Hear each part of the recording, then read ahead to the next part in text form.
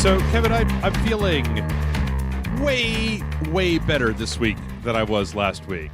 Really? Yeah, I think that last week I was like beat down by not sleeping, and honestly, I think that that it was just the wars. The wars were getting to me, Kevin. Between Call of Duty and Battlefield and all this, just shooting people in the face, and starting to depress you a little bit. I have PTSD. I had podcast PTSD last week.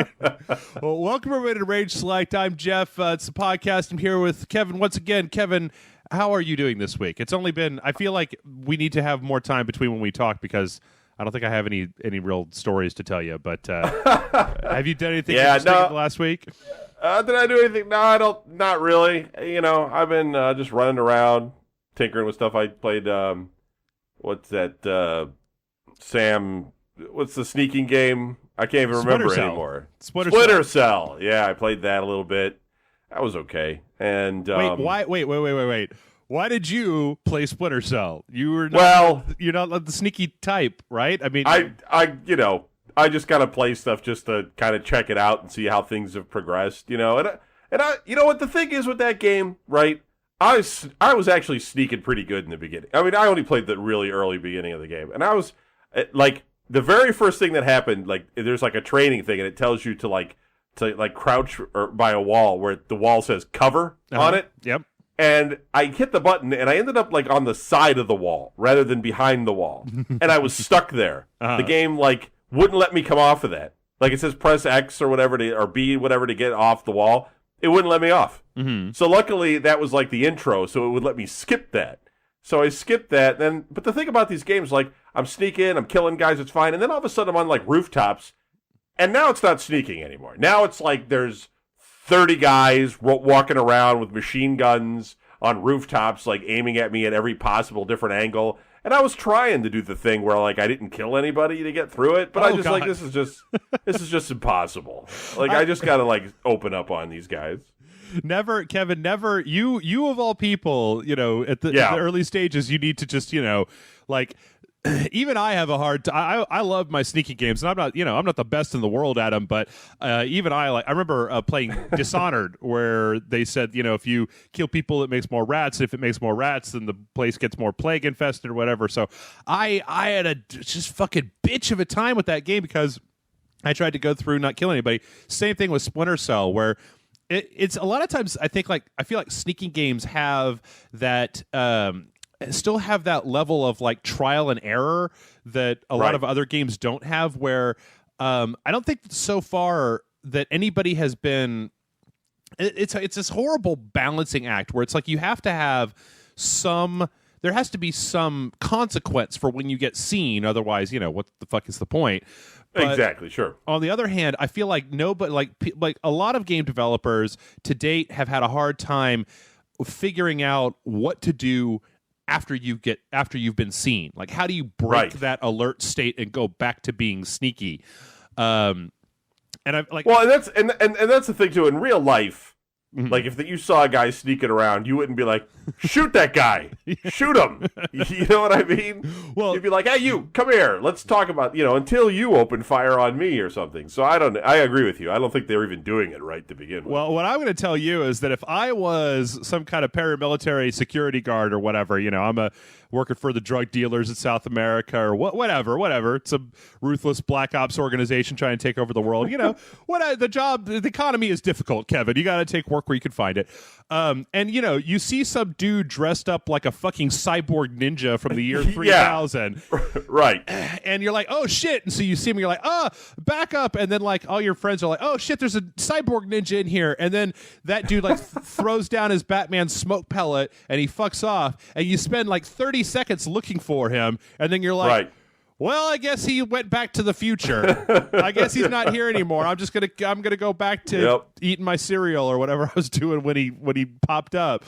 That's another thing about that game though too. It's like you're like walking through Benghazi and you're like totally blending in with everybody else, and then like now you're gonna start sneaking. So you take that off and now you've got your glowing noise-making commando suit on instead. And it's just like this is This is preposterous. Why would you even do it like this? You know, and I perfectly understand that, like, the scenario that I just laid out there is ridiculous, yes, but if there's not any way to break the alert state, like every time you get seen, like the guard population doubles and they're all now super alert all the time, well, that's just going to be a fucking terrible game because you get one shot and then boom. You know what game did that really well was Mark the Ninja. And what Mark of the Ninja did, which was not necessarily fixing that in any way, shape, or form, but in Mark of the Ninja, I think that was like if you hit the start button and then you just hit the select button on your controller, it would instantly reload the last checkpoint. So, like, and it was like 0 load time. Or is something like that. Sure. Some really quick way to just back up because you realize in a stealth game that if you get seen, you don't want to fuck around with all that. It's like, fuck it, I just want to go back. I want to try this again. Boop. So you just try it all over again. And that was cool. I mean, I have especially I watched the videos that they have online for the new Metal Gear game, and you know, Metal Gear's another one that kind of does that same thing where the guys come out and they look for you, and you have to hide.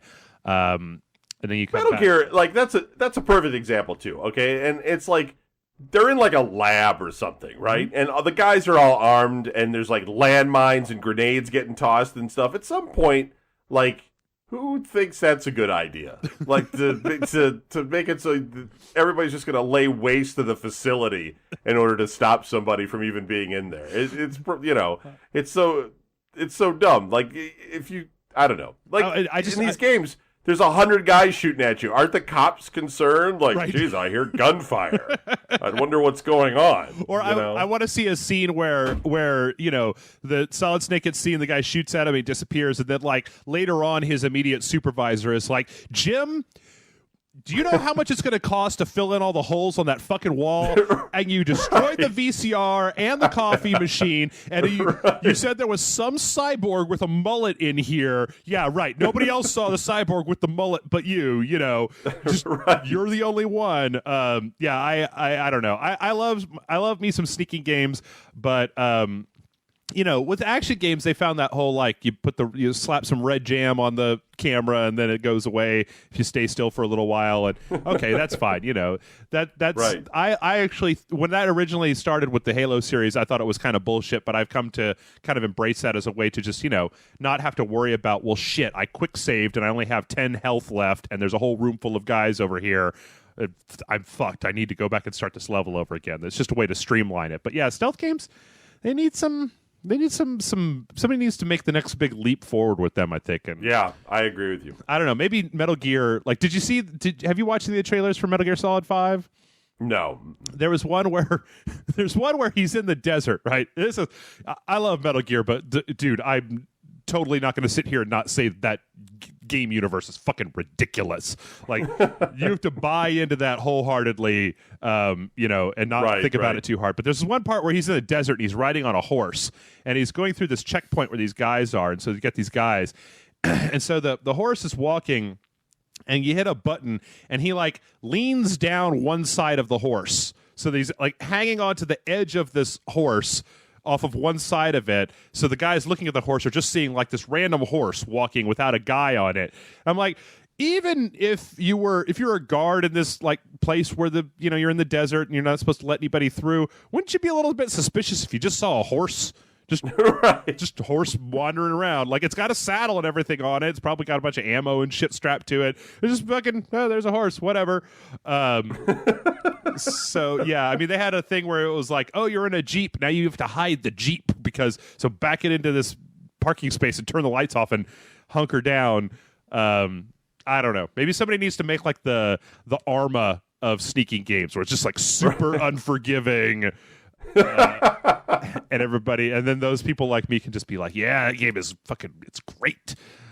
But no, I feel really good this week, Kevin. We got the consoles coming out tomorrow as of the recording of this. I managed to get my Battlefield single player all played through, my Call of Duties. I got to do some multiplayer, and then got console launches and XCOM, and I feel like, you know what I think it is I think that every year, Jason and I talked about this a little bit on our review for Assassin's Creed 4, it's that this is the second year in a row where this time of year, I'm just playing the exact same games. Like, it's Assassin's Creed, it's Call of Duty, it's Battlefield. Yeah. Yeah, you're not kidding. And you just That's true. This deja vu of like, didn't I do all this last year already? So I'm kind of glad to put those behind us and get into the season where we can we start seeing at least some new stuff with the console launches. But you know what? We've got plenty of news to talk about today. We got plenty of emails that came in ever since I put that link in the description. Yeah, we're getting more and more emails. Some of them, I got one that I'll read. That's just I didn't plan on reading it, but it's this really weird, short one paragraph or one sentence email that was just a little bizarre. But before we do that, let's talk about a little bit of news and kind of reaching for news this week. A lot of Nintendo and a lot of BlizzCon stuff, but we'll start with one of the first ones. And I don't know how you feel about this franchise, Kevin, but apparently Marth from Fire Emblem has been confirmed to be back in the new Super Smash Brothers coming out for the Wii U and 3DS at some point later on. Make it or break it for the new Super Smash Brothers. Marth. That was the one. Nobody was going to buy it otherwise. They were just like, it doesn't have Marth in there. I'm done. I still kind of find it weird that Marth is enough of a character that in the last one they felt the need to throw him in there, and that then people would be like, oh, they're not bringing fuck. Which I got a story a little bit later that shows gamers doing that whole like, oh, just fuck you and stuff that I'm like, really? But what I really wanted to use this as was an opportunity to ask, have you played the Smash Brothers series at all, Kevin? Ever? Yes. Yeah, but probably like way back, like an N64, the GameCube. No, I mean GameCube. I think. What was the Wavebird? Was that GameCube? Yeah. So that was back then. Yeah. So that was the big thing with the Wavebird. I don't think it's weird. I've never really played a Smash Brothers game. Ever. Really? Yeah. Wow. I mean, I didn't have an N64, so I didn't play the first one. And then when the one came out on the GameCube, I looked at it, and I was, when I had a GameCube, I was really all into, like, Resident Evil and stuff like that. Sure. Shooting stuff in the face. I was like, I don't want to beat up Sonic with Mario or whatever it was. Like, fucking... Well, it's there is that... There's that market that, mostly gets ignored all the time, is that... the social network in your house type of thing. And that's one of those games that when you've got like 3 brothers or something, you know what I mean? Like you got friends over, that's great for that. Because, when you've got friends over, it can be a challenge to find games to play with someone these days. It's not, you might have one or something, or a sports game is good for that. But, those Super Smash Brothers games, that's great because it's kind of like you're punching your friend in the face, but in a nice way. Plus, I mean, like I said, I don't really know anything about them, but from what I've seen of the gameplay and the stuff that's kind of rubbed off on me a little bit over the years, it seems like they're a lot easier to pick up than Street Fighter. Like you don't have to have the and I could be totally wrong about this, but it doesn't seem to me like there's really intricate like combo moves that you have to do. I mean, I kind of got a taste of that last. Oh, you're just treading on dangerous waters here, man. Am I? Just be a million comments from people. That game is so beloved. Oh, and that's the thing is that I don't want it to sound like, I mean, back when I didn't play it, it was just, I was just a dude who had my own taste and whatever. So, when this game comes out, we're totally going to cover it on the website. And I'm actually looking forward to being able to get into one of these games for the first time. Because I'll have an excuse. We need to play it, blah, blah, blah, blah. But, I mean, I've known times in my life when you have friends over and you're like, hey, let's play some Street Fighter. And they're like, all right. And they're like, okay, which button is kick? And I'm like, well, these 3 buttons are kick, but then if you want to do the super kick, you need to do this. And they're just like, fuck that, man. I don't care. But I don't know. Last year's the Super PlayStation All-Stars kind of gave me a little bit of an insight into that in just a real kind of pick up and play type of game. So I don't know. I'm looking forward to it. But when we play it, I will put everybody on this website on fair notice if you're just like, oh, Jeff, I can't believe you didn't know that in Gen 2 Super Smash Update 12, they added the fucking Super Spike maneuver for Luigi's evil twin that was... It's just like, yeah, I don't know any of that stuff. Well, you know what? Outside of Nintendo, the other big thing that happened apparently was BlizzCon 2013. Right. Where they introduced hey, surprise, Kevin, there's a new expansion coming out for World of Warcraft. Like, who could have ever foreseen that happening? Considering the fact that, like, how many expansions did EverQuest, the original EverQuest, have? Oh, I don't know, like a dozen? Yeah, it was something just crazy, a bunch of them. But this one, it's funny. I watched the trailer for it. This is Warlords of Draenor. 20 expansions to the original game since release. Really? God damn. Yeah. And this is actually, you know what? I watched the trailer, Kevin. It's kind of, I'm a little bit interested, and it scares me because one of the, and it's okay. So here's the new stuff. There's a new continent, Draenor. They're up in the level cap to 100. Apparently, there's some kind of system in place where you can start a new character and just hit this button, and that character is level 90 immediately and able to go into the new area. So there was even a post on Blizzard that I read where they were talking about, or on Battle.net that I read, where they were talking about how if you do that, if you create this character, then you just instantly level them up to 90, that they actually have a slightly altered starting progression where they don't just, because if you've played World of Warcraft, right, Kevin? I mean, everybody's played World of Warcraft. Yes. If you had a character in World of Warcraft and you just said like level 90, and you were just started playing the game, it would give you, this fucking 2-page sheet of abilities that you had no fucking idea what to use and when to use it because you didn't have that slow rollout. Right. So apparently they're changing the beginning part to teach people who just go straight to 90 how to use those abilities a few at a time, and they're rolling them out a little bit slower.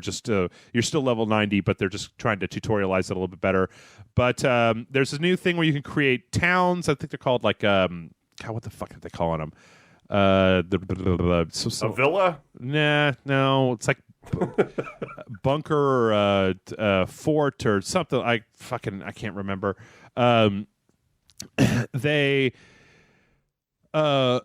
Garrison, where you get to build a little garrison and you can invite people to it. It seems like I couldn't tell exactly what it was, but it seems like you can customize this and you can do upgrades on the buildings, and it gives you different powers and stuff like that. It seems pretty cool. One of the things that really caught my attention from the trailer for it, though, is that they're actually going in and they're revamping all of the character models in the game. Which is nice because they were starting to look a little bit rough around the edges. So it looks like they're putting a little bit of work in there. Like when I first was watching the trailer, I looked at it and I was like, because it was all made from in-game footage. I was just like, this looks way better than I remember WoW looking. And I think that's because of the new character models that they're doing. So I actually wanted to use this as an opportunity to talk to the folks at Rage Select and say, like, you know what, you guys, I could maybe go for a feature where I start up a World of Warcraft account and play it for like an hour every week and maybe live stream it or something, get you guys in on this. So this is my question to you guys. Would you guys be interested in watching me play WoW for an hour every week with people from the community?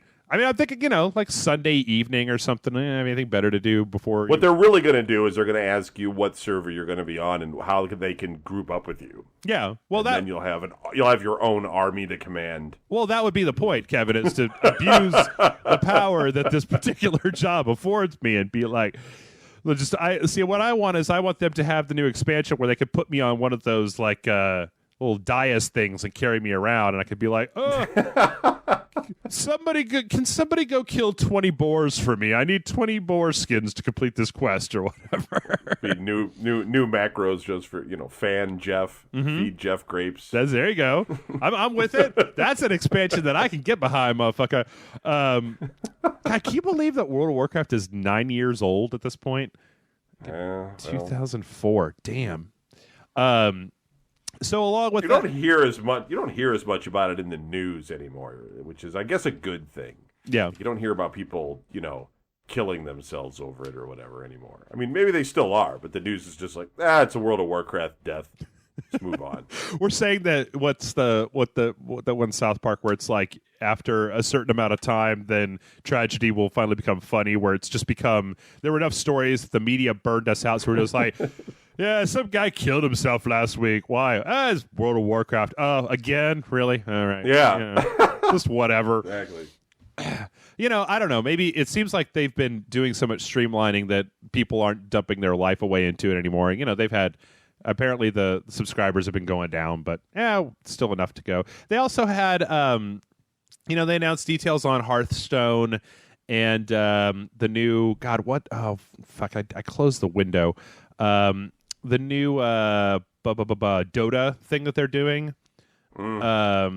Heroes of something Diablo 3. Okay, hold on. All right. While I'm looking for this, I'll say one of the other things that they said, Heroes of the Storm, which it seems strange to me that it's taken Blizzard this long to get some kind of Dota thing out there, because, Dota made from fucking Warcraft 3 originally, and you've got League of Legends and Dota 2 and stuff like that. And have you ever tried playing one of those, Kevin? No. A MOBA? I don't know.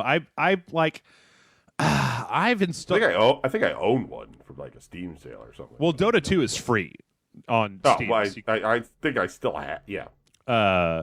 I don't know. I have it. It's just something. when I've watched some footage of it, and it seems interesting, but like, it just seems like the people that are playing it are so fucking entrenched in playing it, and there's such a high learning curve.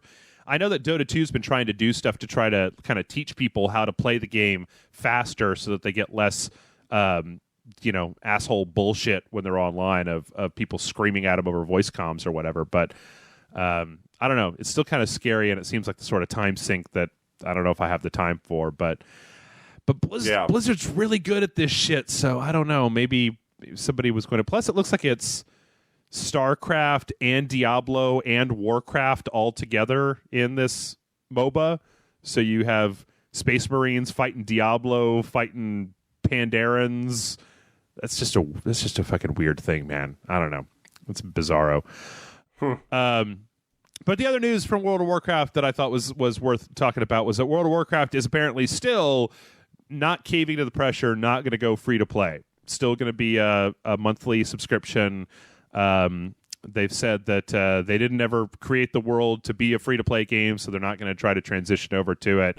Which, sure, as long as they're shoveling the cash into their fortress, they don't want to make it free. It doesn't make any sense for them. The Blizzard Fortress, their corporate headquarters, where Smog lives, with all their gold pieces laying on the floor. No, I mean, and in some ways, I think stick to your guns. Don't make it free just because you think you're gonna. I don't think it's working anyway with the free. Like, I don't think listen, I like free stuff like other people. Yeah. But I'm not sure that is being a successful franchise at this point. I mean, a lot of these games just close up shop after they go free. I don't know. Some, like, I'm actually looking at the website, and I think that it just depends on the game, because I'm looking at this website that has this news story on it. I see an ad there for Star Trek, the MMO, still apparently free to play, still apparently running. I know DC Online is still rolling.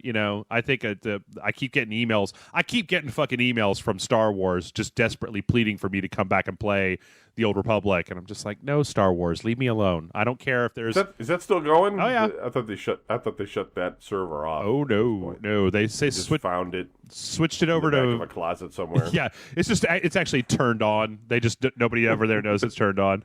I just got one from them today. Bounty contract week is back. Hunt down the galaxy's most wanted criminals and earn rewards. No requirements for all classes level 15 and up. Blah, blah, blah, blah, blah, blah.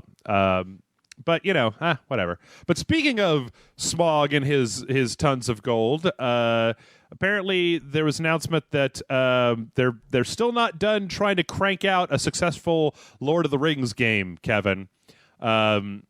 Well, surprise! Yeah, Middle-earth Shadows of Mordor is a new third-person action game in development by Monolith, published by Warner Brothers, announced today. It's apparently a third-person action game. Players assuming the guise of the valiant ranger Talion. Both Talion and his family are killed by series baddie Sauron, leading to Talion's resurrection by a rather vengeful spirit that grants him wraith-like supernatural abilities. Now, I brought this story up because I've found it to be somewhat fascinating that I don't think any of the, after Lord of the Rings came out, that they never really were able to make a Lord of the Rings game that was was a huge hit, right? I mean, correct me if I'm wrong, but I'm trying to run down the list of games based on the Peter Jackson franchise. Battlefield, the battle. What is that? Battlegrounds? Was that something like that? That was probably the most popular one, I think. Which one? The RTS one. The RTS one. Let's see. That was Battle for Middle Earth and Battle for Middle Earth 2. Battle for Middle Earth. Yeah, those were good. Those were good. Battle something in the name anyway. Close. Let's see. Let's roll down. Oh my God. Okay. There's the Hobbit. Blah blah. That's.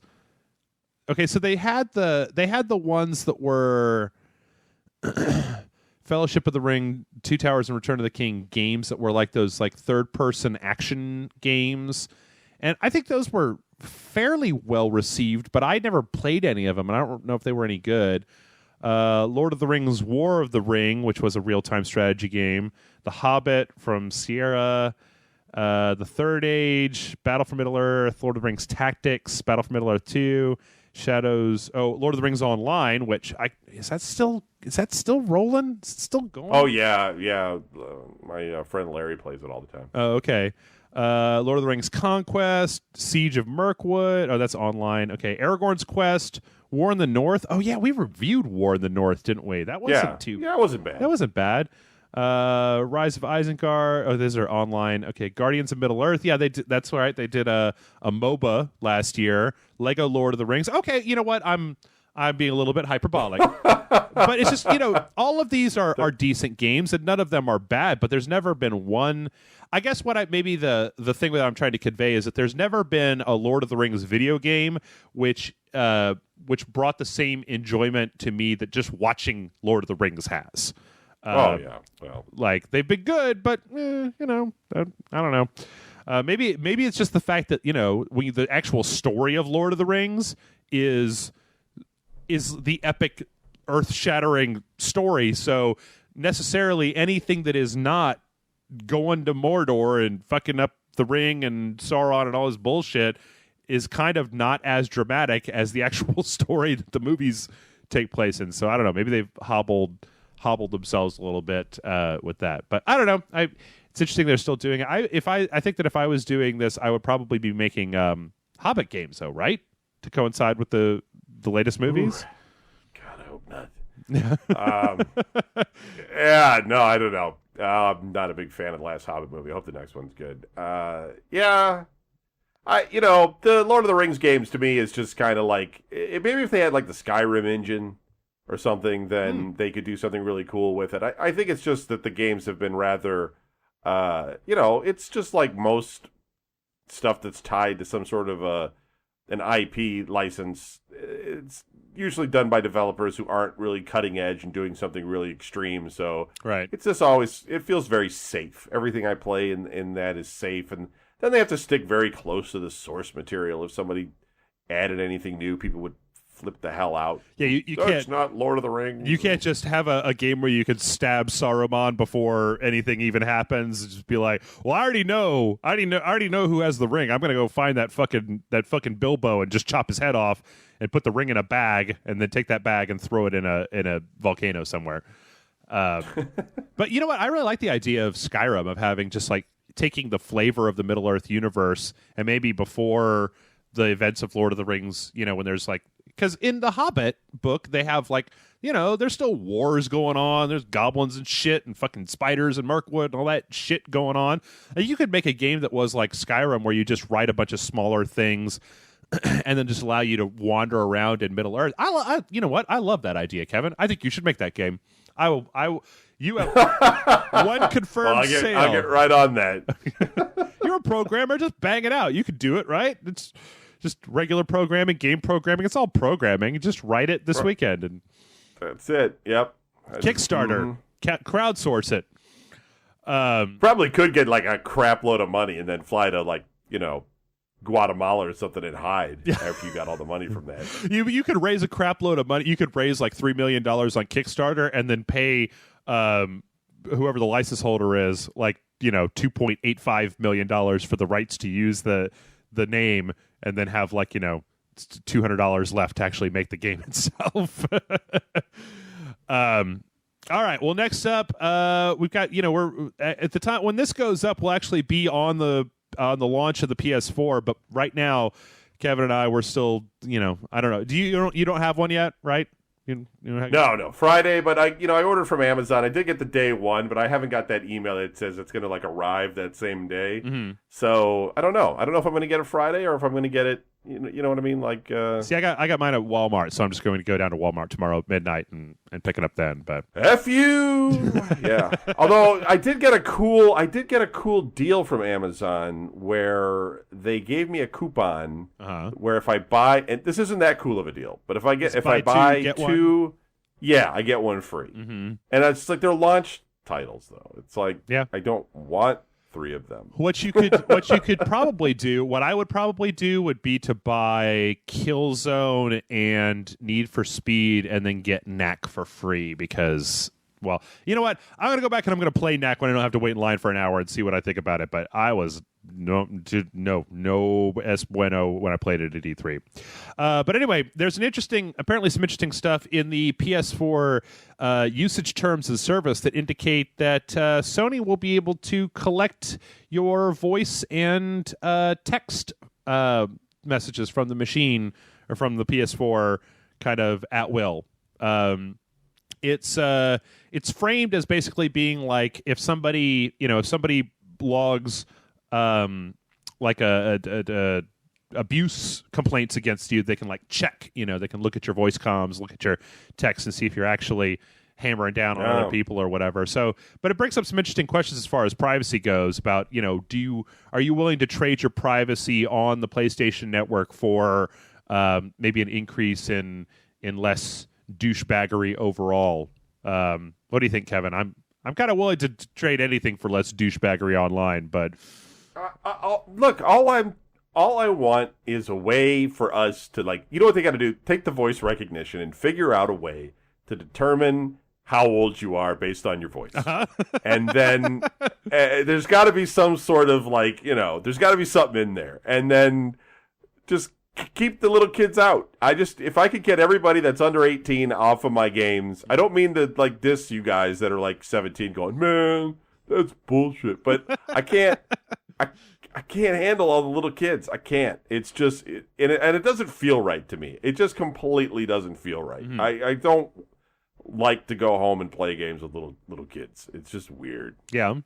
I kind of agree. I mean, I don't know. See, for me, I guess in recent times, what I do, especially when we're recording stuff for the website, is whenever we play anything online and anything, the first thing I do before we even hit the record button is find where is the mute all button and how do I just turn this shit directly off? Because to be perfectly frank, I can't tell the difference between playing with an 8-year-old and playing with a 30-year-old when they're just shooting you in the face. It's just when you have to hear them screeching through the voice comms about some fucking noobs and shit that you just want to punch them, punch the screen. I don't know. It's an interesting thing. Some of this stuff also kind of comes down to, we've talked from time to time, Kevin, about monitoring and, about the way that you or our identities are pretty much already out there. So privacy isn't as big a concern for us. But the other thing I think to remember is just the fact that, PlayStation, they have an obligation to try to police their own servers. And I don't know. I wonder, I haven't seen a lot of uproar about this, but, I don't doubt that people in there are, there aren't people that are upset. I'll tell you what, though. I just did an update. There was a software update on the Xbox 360, and there was one on the PlayStation 3 a while back. Worse than the idea of Sony recording the things that I say and then being able to use them for internal investigation or whatever. Blah blah blah blah. I mean, it'd be weird if they had a commercial that had testimonials and then suddenly your voice showed up on there and it's been all cut together sneaker style to be Sony is the best I've ever played. But I still thought that if there was going to be an uproar for any of this shit, it should have been when they did when they would you've seen this before, they update their terms of service, and one of the things in terms of service is that by agreeing to this you agree never to sue us, and that you have to go to independent arbitration if you ever have any kind of dispute with us on, you have to come to our house with the guy that is our lawyer and he gets to decide whether you're full of shit, which you obviously are.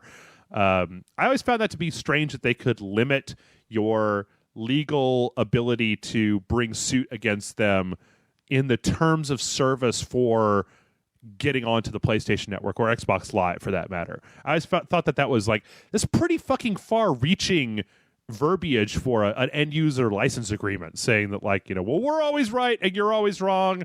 So if you want to play, Shadow Complex, you better agree to this. If you want to play this one game. EULAs to me are BS, but they do hold up in court, which is freaking ridiculous. Do they really? I agree. There's been notable people that are like, I didn't sign anything. I just pressed the button. And they're like, that counts, and you lose. And I've read 2 court cases over that. And it's like, wow, that's just ridiculous, because I don't know anybody anywhere that reads that. Yeah. They just click. In fact, there was that one place that, like, gave somebody, like, I don't know, $500 or something, because embedded in the text on one of those EULAs was, if you are reading this part, call this number or something, and we'll give you $500. Mm-hmm. And somebody found it or something. Finally, wow, called it in. Wow. Yeah. I need to create a EULA for Rage Select. It's like the first time you log in, it needs to have a cookie that basically says, like, you agree that Jeff is always right and you are always wrong, and if you say anything otherwise, then I get to come to your house and punch you in the balls. I'd be like, please click here to watch videos. No, yeah. I mean, I don't know. It's kind of it's a little bit bizarre, and I still find it kind of strange that stuff would be able to hold up in court. I don't know how you wouldn't get away from just saying, well, my friend was over here and we did the update and he hit the accept button. I didn't actually accept anything. But speaking of stuff that people are upset about, I don't know if you saw this last week. It was such a kind of weird non-news story to me that I didn't even bother mentioning it. But did you see the news that Sony on the PlayStation 4 is not supporting MP3 or audio CD playback at launch? No, but now, why? Why? Yeah. I think according to this article that I was reading, apparently they were just like, who the fuck wants that? Like they were like, we could spend the time that we would be spending coding out the stuff that we would need for all this stuff to make our UI better. I mean, they were just allocating resources in other places, and they didn't consider it to be like a big priority, that people would be super pissed if they didn't have the ability to support to play MP3s or, who the fuck even has audio CDs anymore? I guess maybe, some people do. I've stream everything at this point, Spotify in my car and Spotify on my phone, and I haven't put a CD into a CD drive to listen to music in a long time. But apparently there was enough of pushback that people were saying they were even going to cancel their pre-orders of the PlayStation 4 because this support wasn't present in there, that the PS4 development team in Japan came out and said, all right, well, you know what? We're making this a priority. We're going to try to patch it in as soon as humanly possible. Please don't cancel your pre-orders or whatever, which, I don't know. It brings up an interesting question of, like, how, when do you dump a feature? How long do you hold on to, like, legacy stuff? Apple's pretty well known for pushing, they were the first, there was one of the Apples that came out where they were just like, yeah, we're not putting CD drives in our shit anymore because fuck you, who wants CD drives? That's not an impulse thing. There's analysts looking at the cost versus the people that won't purchase due to that. And, they're making some sort of a calculation based, which way the teeter-totter lands. And that's all it is. Big companies, small companies, they're like, oh, I can't afford to do this. Just tear it out of there, yeah. But somebody like Apple or Sony or something, there's people looking at all those numbers all the time. I don't know. I mean, it's just like hearing that it wasn't in there. Like I said last week, I saw the news that it wasn't going to be part of the opening or part of the launch abilities of the system. And I thought, who cares? I mean, and once again, now that I've said that, Kevin, somebody in the comments to this podcast is going to be like, I care. I totally use this as a thing to play all my CDs on, and I love CDs. I mean, I can understand records, right? Records are cool, and you get those. You got to thing, the analog sound, whatever, blah, blah, blah, blah. We got friends who are audiophiles way into records, whatever. But I just use Spotify for just about everything. What I don't use Spotify for, I'm buying MP3s off of Amazon. I haven't purchased a physical compact disc in years, 3 years, 4 years, maybe somewhere around there. I don't know. Do you do that, Kevin? Do you buy? I mean, do you listen to music all that much, or? I will buy a CD when I have to, because I cannot find it in MP3 or whatever you want to call it, digital form, which does happen with some independent labels, and I'll end up with their CD. But yeah, for the most part, no. And I never really put it in. I mean, I just rip it. You know what I mean? And that's all. It's really going to go down with that. But I do like the artwork and the text and the liner notes and things that artists can put into stuff like that is sort of missing from the current digital format. That's true. And that's kind of that's sort of unfortunate, but yeah, I agree. I mean, I hate those plastic cases for CDs. I think they're a nightmare. Oh, yeah. And I'm glad they're gone, I guess you could say. But it is kind of interesting. I mean, are we at the point where CDs are finished? Is it over for the CD? Is it finally like time to just pack it in for the CD and just say that's it? If you're not on board with the MP3 player, you can either go back to like vintage vinyl or something, or just there's no more music for you. I kind of think we should, but the thing for me is that somewhere in my place, actually, I have in a box somewhere there is a those like those envelopes, those kind of like the kind of brown yellow envelopes with a little chat on them or whatever that you can open up. You put like a full size sheet of paper in that's like stuffed to the gills. Of one day I went and I took every CD that I owned. I took the liner notes and the little thing that was behind the place where you put the disc out of every jewel case and put them all in this big thing and just shoved them in a box somewhere. But I don't know. I mean, like in the last couple of years, I have just absolutely loved the direction that music distribution has gone, because, I buy the Spotify Premium every month, which lets me stream stuff through the Bluetooth player in my car. Everything comes out of my phone or out of Spotify. And, I think that it's great not having to deal with. It's just kind of like physical copies of games. I know that plenty of people out there love physical copies of games, but for me, I just like being able to cut that stuff back. I don't enjoy, like Jason. Okay, so in Jason's old house, not the one he has now, but in his old house, there was a wall in his house that was maybe, like 12 feet or something like that. That was like 12 feet wide or something like that. That was all bookshelves that were built into the wall. And from top to bottom on that wall were DVDs. Just DVD after DVD after DVD. And they all were in a box, and they were just this huge.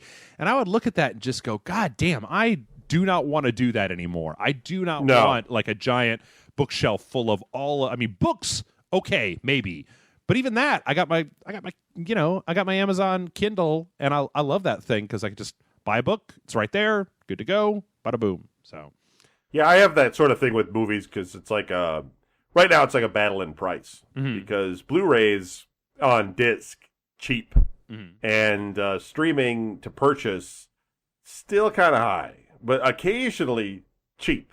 So when it sways more to the online only, I'll go that way rather than buying Blu-rays. But there's just like, I get some movies like $9, and then again, lots of obscure stuff that you're just not going to get online right now. Yeah, but it's changing. Yeah. All right. Well, we got one more story, and then we got the big Nintendo Direct conference. And you know what? I'm going to skip over the story because it's just garbage.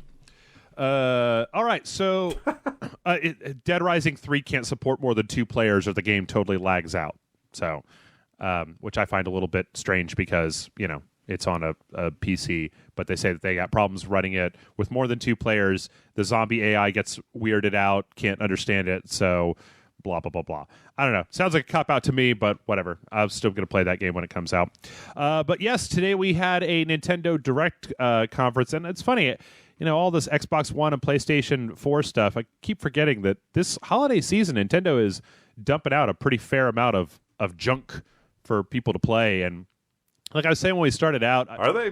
Yeah, I haven't really paid attention. Yeah, I mean there's Nintendo or 22nd. There's the big two are Zelda and the Mario ones. But we'll get to that. So yeah, there was a Nintendo Direct, and for the first time in a while, I actually sat down and watched the entire 30 minutes of this thing, where Reggie had a little dumb intro, and then there was this Reggie trotted out a few things, and there was a guy that was a surprisingly lifelike android from the future who sat there in this chair reading these like horribly scripted lines. But anyway, let's go down the details of stuff.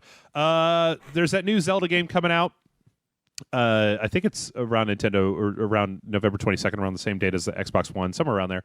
A Link Between Worlds, which the more I see, man, Kevin, I'm tentatively interested. This is like the Zelda that I like a lot, and I'm just really hoping that they don't screw up the... Well, I read some early reports of... You like a Zelda? That's just new to me right there. I didn't know there was a Zelda that you liked. Oh, yeah. No. I mean, I think you tolerate Zelda, but I wasn't sure there was one that you anticipate with any sort of excitement. Well, A Link to the Past is my favorite Zelda game, one on the Super Nintendo. Okay. And this new one, A Link Between Worlds, is like I can't tell if it's a direct sequel or a spiritual successor to that on the 3DS, and it's a top-down Zelda that plays like old fucking Zelda, and it's not the... Okay, I'm sorry, you guys. I don't like that cel-shaded Link from Wind Waker. It looks like a more traditional Link. It's set in the same universe as a Link to the Past, and I've read some cool stuff about it. Like you can go rent items, so you can, instead of having to like go to a dungeon and find like the hook shot or whatever, if you just start the game and you've got the rupees for it, you can go to this dude and he'll let you rent the chain shot like right away, right at the very start of the game if you've got the money for it.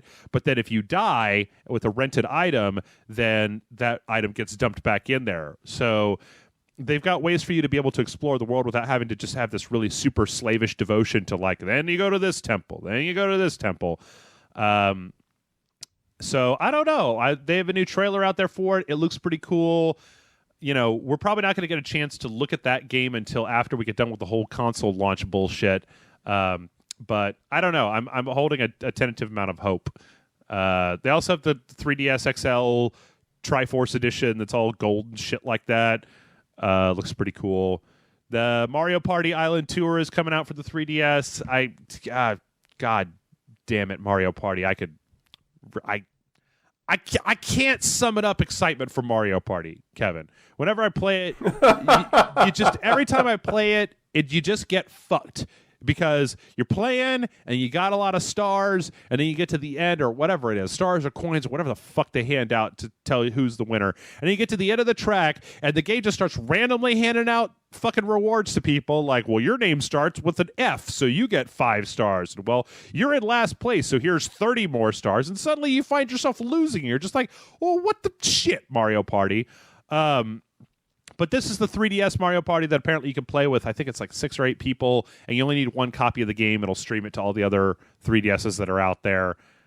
I see, I guess I'm not really in a position in my life where I have like I don't hang out with a bunch of people. It's not like Jason and Allison and Kayla and Grant all have 3DSs, so we can all get together and play 3DS games at the same time. We've got like one between the two of us. So I don't know. Maybe I just need to know more people with 3DSs, but the one thing ever here out of all this stuff that really did excite me was Bravely Default. Have you do you know about that, Kevin? No. I introduced it one of the last or it was like a couple of Nintendo Directs ago. It's the new game from Square Enix that was it's like a spiritual successor to Final Fantasy, like the 4 Heroes or something that came out a while back for, I believe it was a 3DS. And it just looks like real, like, old school, hardcore Final Fantasy, 4 dudes on one side of the screen and monsters on the other side of the screen. And we're going to hit those guys, and I'm going to change your job over to the White Mage, and then we're going to fucking save the world from this impending darkness. I bet there's probably crystals somewhere in there. I bet there's some crystals, maybe some chocobos. I can't be sure, But that game comes out like February of next year, and I didn't realize that I was missing it until now. But like, what was the last RPG that you played, Kevin? I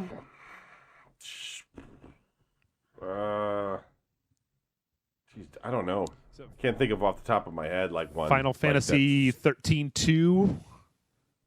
I don't think that was the last one, but I do remember playing that one. Yeah. I mean, but I play a lot of handheld, and that's where they're at. So, I mean, technically last stream, but that's the one I'm in. Mm-hmm. That's one of those RPG Maker games or whatever. Okay.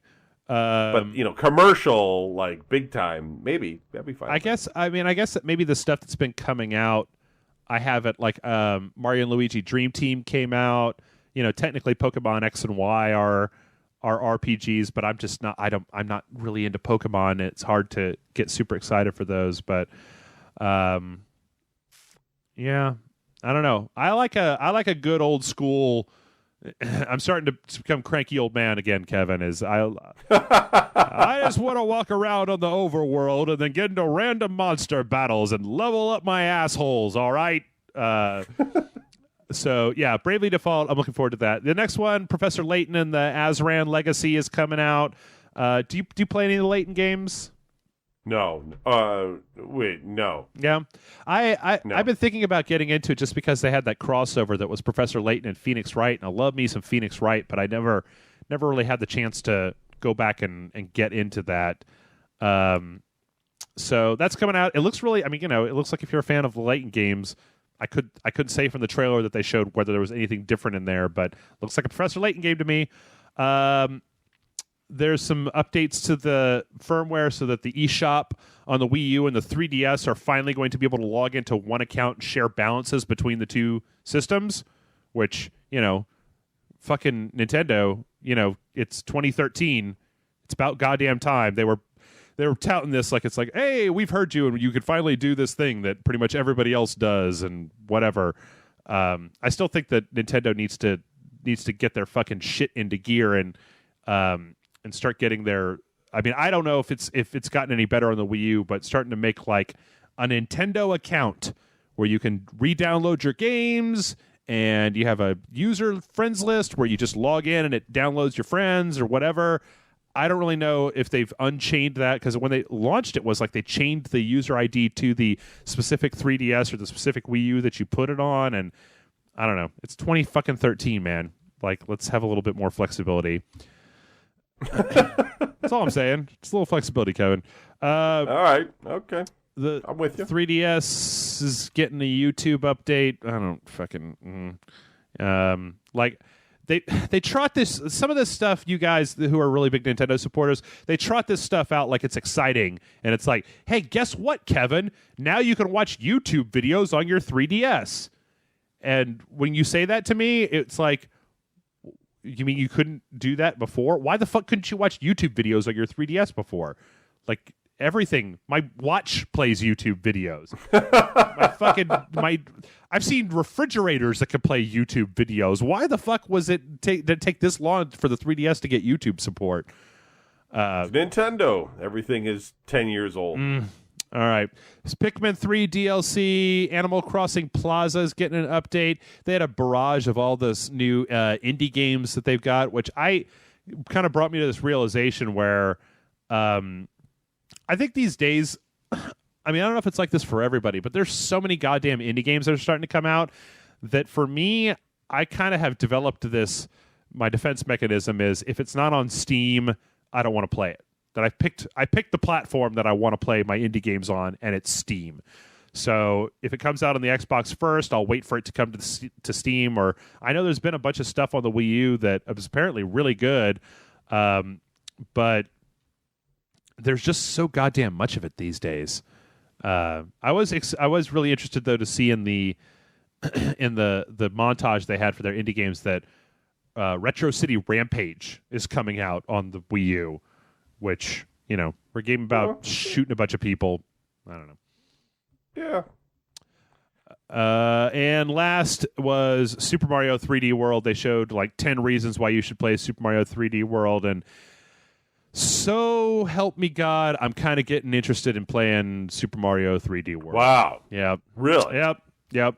It's not. I mean, I look at it, and they've got the 4 characters. Well, they there's a little secret in there that was in this video. They've got the 4 characters that play differently. The princess can float. They're doing stuff. They're just adding a bunch of little mini games. They've got showed a top down kind of dual joystick shooter style levels that you can have, and little challenges, and the whole thing is in that 2.5 3D kind of thing that they had on the, because you know what, the Super Mario 3D World on the 3DS was the last Mario game that I was really had a good time with, because it seemed like they were trying some interesting new stuff. But I don't know, that's coming out, and we're definitely going to play it at some point.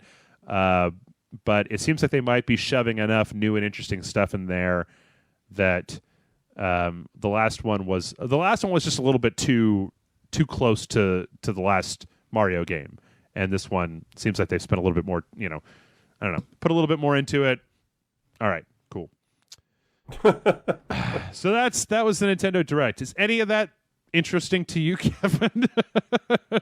Not really, but I also have to see implementation of certain things to make, maybe it'll be better than I think. Nintendo always pulls rabbits out of their hat, but I don't know, man. I don't think this Christmas is going to be good to them.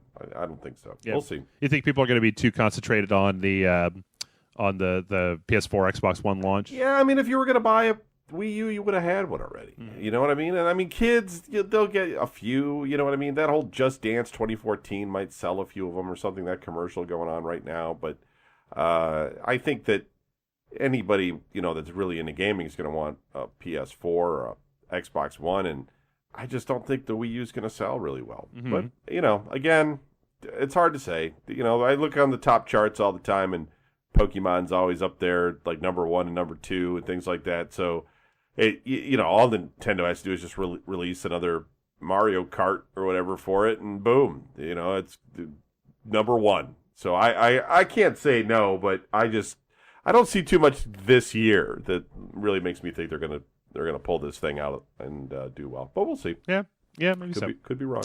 And that is all the news that I've got here. So we're gonna move on. We're gonna take a real quick break here, and then when we come back, we're going to read some emails from you, the folks. The address, in case you need it, here in the middle of the show is mail@rageselect.com. Should be down below in the links. So we're going to be right back, and we will see what insanity we have to read this week.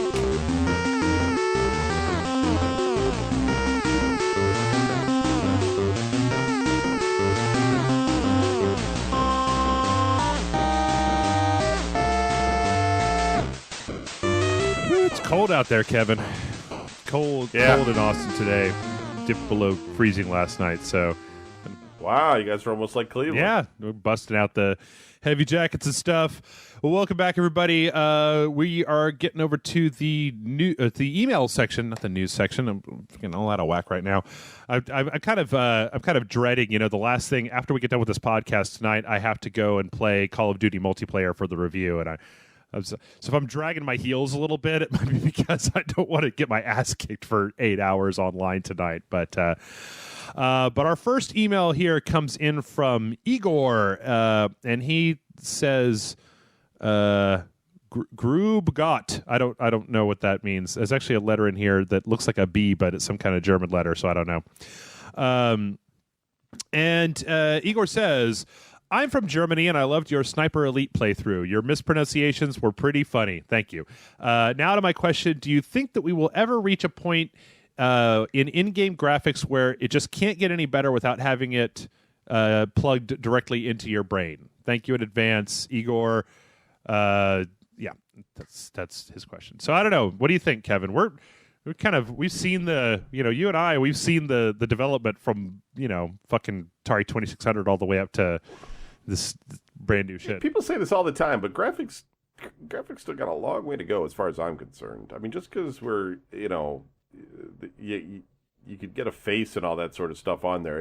It's still like the lifelike, when I see a guy's face in a video game, I'm not sitting there thinking for a second that that's a real person yet. Mm-hmm. I'm still not there. Maybe this next generation will get me closer to there, but I just don't. I'm not buying it. I mean, until and they're already doing all of the human motion capture and everything to make it look and move. You know what I mean? Like move around like a human being and stuff. And they do a pretty good job of getting that across. But it still doesn't look human to me. And I mean, we're not even close as far as I'm concerned. There's so many more things they can do just with those. You know, I mean, when you're a character and you go into water and you come out, you're not wet.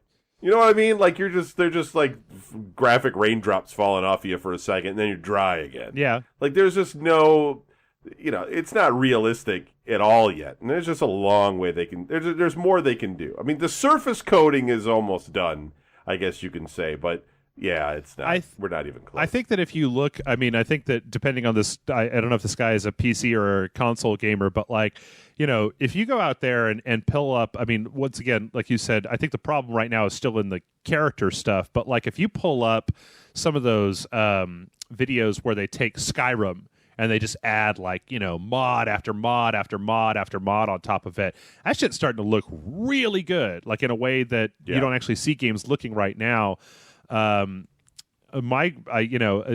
think that like having played Beyond Two Souls recently, I think that, you know, character wise, we're still trying to get over the uncanny valley. Like you go look at what was that Quantic Dream did that, the Dark Wizard thing they did at E3 this year. It was like one of their little tech demos where they had the guy that was all motion captured.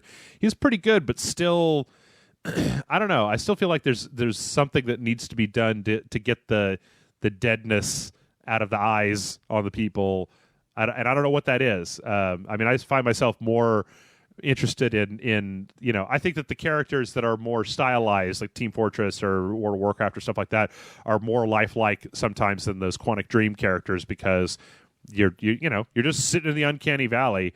I actually brought this up because there was an interesting, if you're interested in this, Igor, I suggest go over to there was a dev thing. It was like a dev diary they had. I don't remember what it was, like a GDC or TGS or something, where they were talking about Metal Gear Solid 5, and they were talking about their ability to basically like three-dimensionally scan an object into their engine and then take pictures of it and basically have that object rendered inside of their engine that they could then do what they want to. So you like get a rock, right? And you put this rock on and you scan it from all sides, and then you take pictures of it, and then you just map that all around it and it's able to make that. So I think it'd be really interesting if, you know, the next big shift that we see is more about casting, or not even casting, but like setting your game in an actual place that exists. You know, you find the right complex or city street or whatever, and then you spend, you know, an afternoon with a couple dozen people with 3D recorders or cameras or whatever, basically just mapping this out. And then instead of building a city street by hand, you just go and you find one that you need, because it would be cheaper to let the computer do the work than having an army of texture artists sitting around creating rocks all day long. You just go find a place with a bunch of rocks, and then you scan those rocks in. I don't know. I often wonder, too, about processing power, about just, you know, it seems like we've been just dumping, like, all the latest Intel stuff. And I don't know anything about this, so I'm talking to my ass, but it just seems to me like ever since a certain point, maybe like the i3, i5-ish, since we moved into what current processors, it's that they're just putting more cores onto the same processor. That the actual cores of each individual processor are getting marginally faster, but it's nowhere close to like the difference between like a Pentium 2 and a Pentium 3 and a Pentium 4. That those shifts were much more dramatic as far as the speed of the central processor goes, and that we might need to, I don't know, maybe it'll just get cheaper and they'll just start loading up more and more cores until, you know, your standard PC has a single chip processor that has like 12 cores on it that can all run in unison. I mean, yeah, I mean that's it. Multi-core is just one of these things that's a bit of a challenge as well for, you know, developers, because there's so many different platforms now. You don't know how many cores you really have to work with, so you can offload some stuff to another core, but yeah, you still have to, you know, basically have everything run through the primary, and it's really the biggest bottleneck with computers in general right now. And I don't know, I don't know if anybody's got a really good answer for it. I think we are going to kind of tapped out until they come up with some new way of processing, like some kind of computer that can understand more than ones and zeros, maybe a 1, 0, and a 2. Yeah. So, something, yes, far more advanced. But, I think maybe they got to go in a different direction nowadays to do more. But maybe that makes it slower. I don't know. What do I know? You know what? Actually, I'm just a retard playing games. I totally forgot what we've actually talked about this on this show between you and I before, is instead of having more processing power in your single computer, that we're probably looking more at processing power that's done off-site, that's done by off-site render farms, because to get the amount of power that you would need to do something like that, you will probably need to have so much hardware that it would be cheaper to just rent that from an off-site storage location. If somebody could finally get, and I'm looking forward to the PlayStation 4 of looking at the streaming stuff, if they could finally get to the point where they can effectively one-to-one stream that stuff over the internet, which maybe was going to require fiber upgrades or just new ways of processing something besides TCP/IP to process the throughput of the data or whatever, then you could get past that. You could skip over that, because you can have some render farm out there with a ass load of processors in it that's all dedicated to just making the graphics for your one game, and then just streaming it over. So I don't know. It sounds like we're both on the page of there's still work to do. There's still every time I think that we've reached the limit, you'll see something like the modded out Skyrim and just go, oh shit. Or I remember last generation, or the kind of the generation between PlayStation 2 to PlayStation 3. I remember the first time that I saw Crysis running. Remember that? Yeah. And it was just oh my god, I've never seen anything that looks this good in my entire life. And now it's just fucking Crysis. This game is old. It's garbage. Yeah. All right. Well, our next question comes in from he says don't say his name. So I'm going to call him. Okay, he says he uses the name Funky Monkey. Funky Monkey says, "Hi, I'm Funky Monkey." I should have just started reading from the beginning. I'm a longtime fan and listener, just like everyone else who emails you, I'm sure. Since the holidays are coming up, I was curious about holiday gaming traditions. I'll explain. My brothers and I never lived close to each other most of our lives, so a way we were able to bond was by playing Call of Duty or other online games together, especially during the holidays. They're the only reason I buy Call of Duty. I find it's a great way to spend hours with each other without getting annoyed with each other or bored.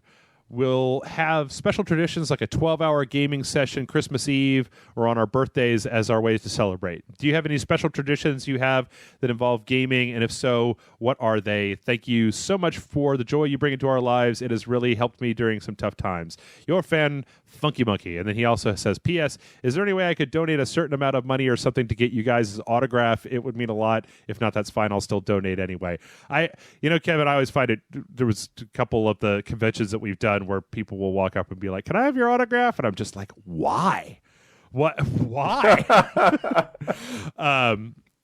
You know what I should do is I'll email this guy back with a PNG of my autograph, and he could just put it on whatever he wants to. He just put it, I'll autograph your banana, just whatever. Just make a stamp out of it, and you could just make me autograph whatever you want to.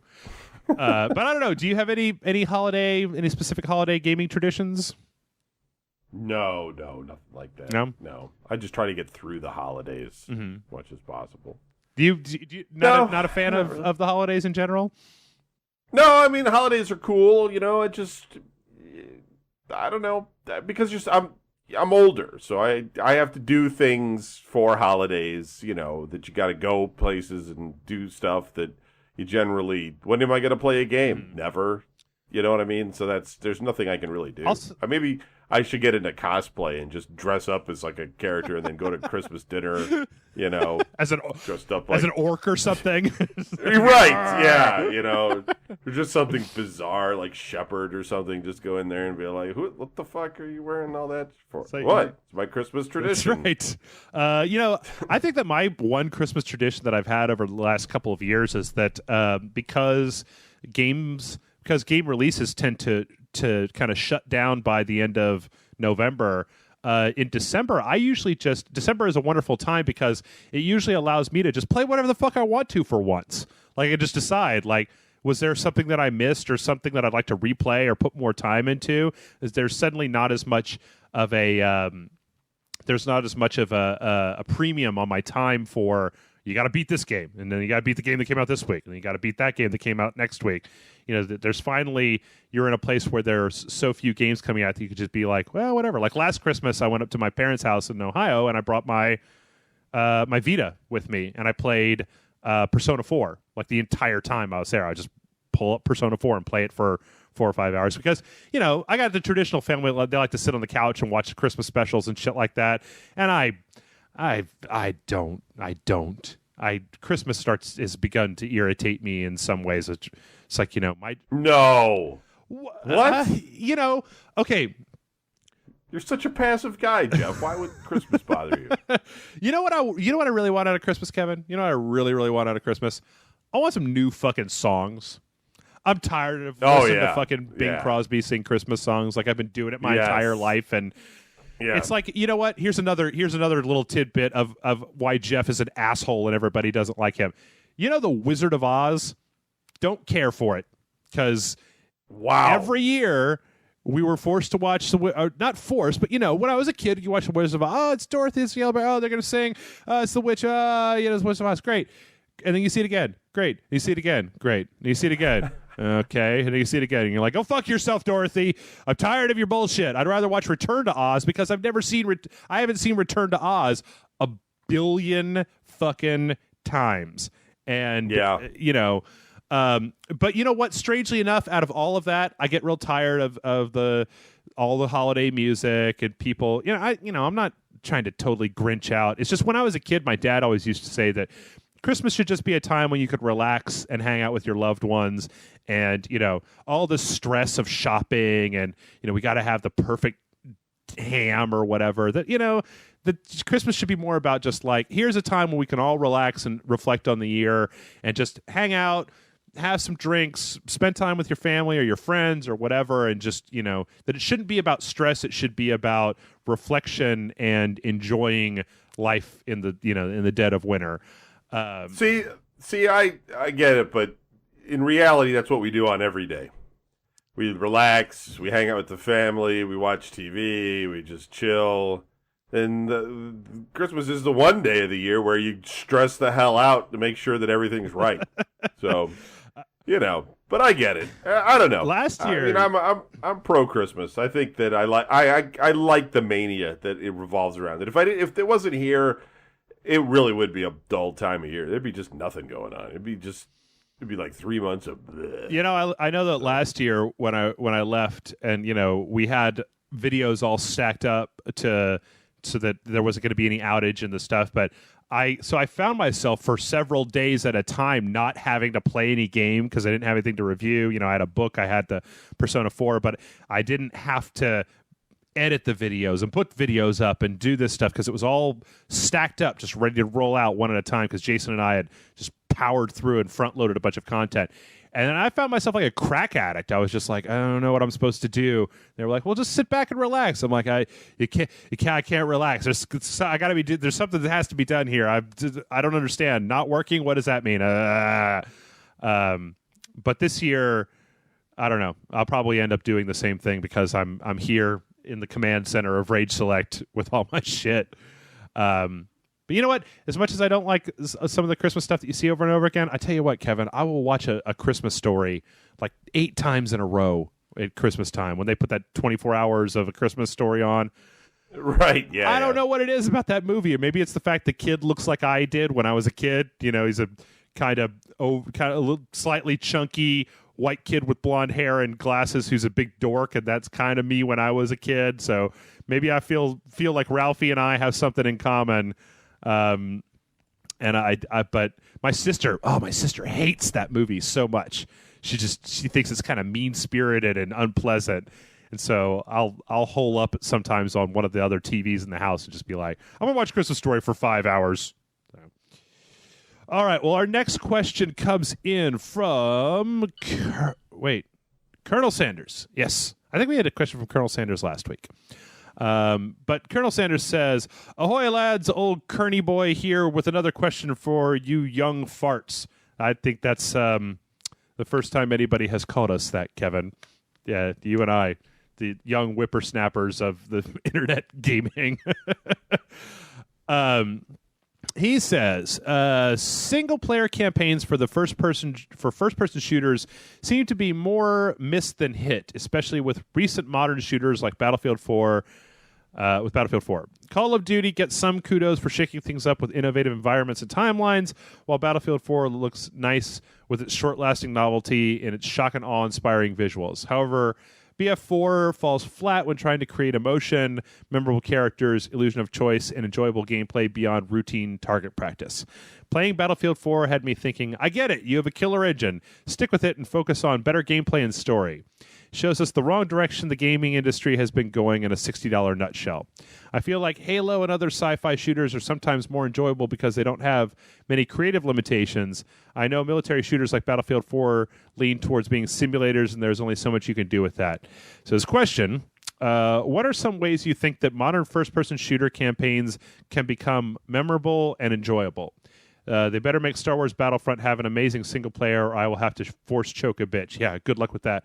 May the rage be with you, Colonel Sanders. What do you think, Kevin? How do you think that they can make the campaigns in these Battlefields and these Call of Duties a little bit more interesting? Make the story interesting. Yeah, really. I mean, I want to feel like I've got, some sort of skin in the game that matters or something. Give me some stakes that are just not me dying. Take my girlfriend away from me or something, and then I'm just like, oh man, I got to get her back, and they're torturing her or something. I don't know. Give me some emotional connection, and then it would help. You see the next Battlefield game when you're on a military base and the dudes from the beautifully rendered thugs from Double Dragon come in and punch your girlfriend in the stomach and take her, and you're like, that would be awesome. All right, that would be the best Battlefield game ever. I think that he actually hit on something where did you play Call of Duty Black Ops 2 last year? Not the second. Well, I don't know. No, I don't think so. Black Ops 2 actually had we're going to get to the review for that later this week, probably tomorrow. But Call of Duty Ghosts really just kind of abandoned this. But in Battlefield 2, they actually had a series of you had to make a choice type of thing, kind of Mass Effect style, and those choices actually impacted where you went in the game and what happened to a slight degree. Well, that's a good idea. Yeah. See, there you go. You'd have a choice about do I let this guy die or do I not let this guy die? And I think that giving the player some sort of agency over what's happening in the game has always been kind of a silver bullet for getting you engaged. If you feel like you have some agency over the storyline, you're necessarily going to be more engaged than if you feel like you're just watching this on rails story play out that doesn't matter. You just have to get to that checkpoint and then boom, you're good to go. I remember in Black Ops 2, there was actually a point in the game where you were in a mall or something. I can't remember what the exact thing was, but the big bad guy's second in command was running away from you, and there was an option that said, catch this guy before he escapes the level. He's running. So you're running through this level, there's all these guys shooting at you, but this guy is running and your goal is to stop him. Well, if most games, if you just dick around, you dick around as much as you want to, but by the time you get over to that guy, he's still going to be there. He's going to be hidden behind something, and you're going to get a chance to shoot him before he leaves the level. Where in here, if you didn't actively chase him down and shoot him, he did get away. And if he got away, that changed part of the story later on. And it was cool because I remember when we played it, Jason and I were talking about it, and I was like, oh, what happened when you did this? And he'd be like, oh, this happened. Oh, that was completely different than what I got. Right. So it's like Days X did that.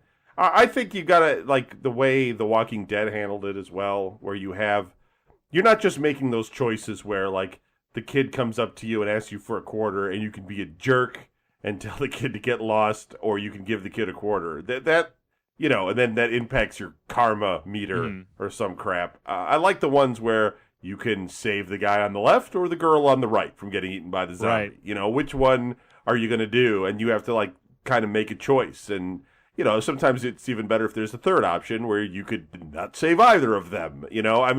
That's the better way to make a game in my mind, because I feel like I'm making direct changes that are going to impact me. I mean, you can't do that in Battlefield. I mean, obviously, there's some games where, just you're going to drive a tank and crush people to death. Just deal with it. Well, you could do it in the single player for Battlefield. I mean, in fact, you know what? Yeah, okay. Thinking about it, is there a single player in Battlefield? Oh, yeah. I've never played it. I don't think. I finished it. I always played the multiplayer. I finished it yesterday. It is terrible. Yeah. Not as what is the whole game terrible? Because I get that pre-ordered, man. Now you're bumming me out. No. The multiplayer is great. The multiplayer's Battlefield multiplayer. Yeah. But the single player is just even Battlefield 3's single player was at least trying some stupid shit that didn't really work very well. But this is just so like the story is just it's like the individual chapters of the story were written by different people because they don't hang together very well. I don't know.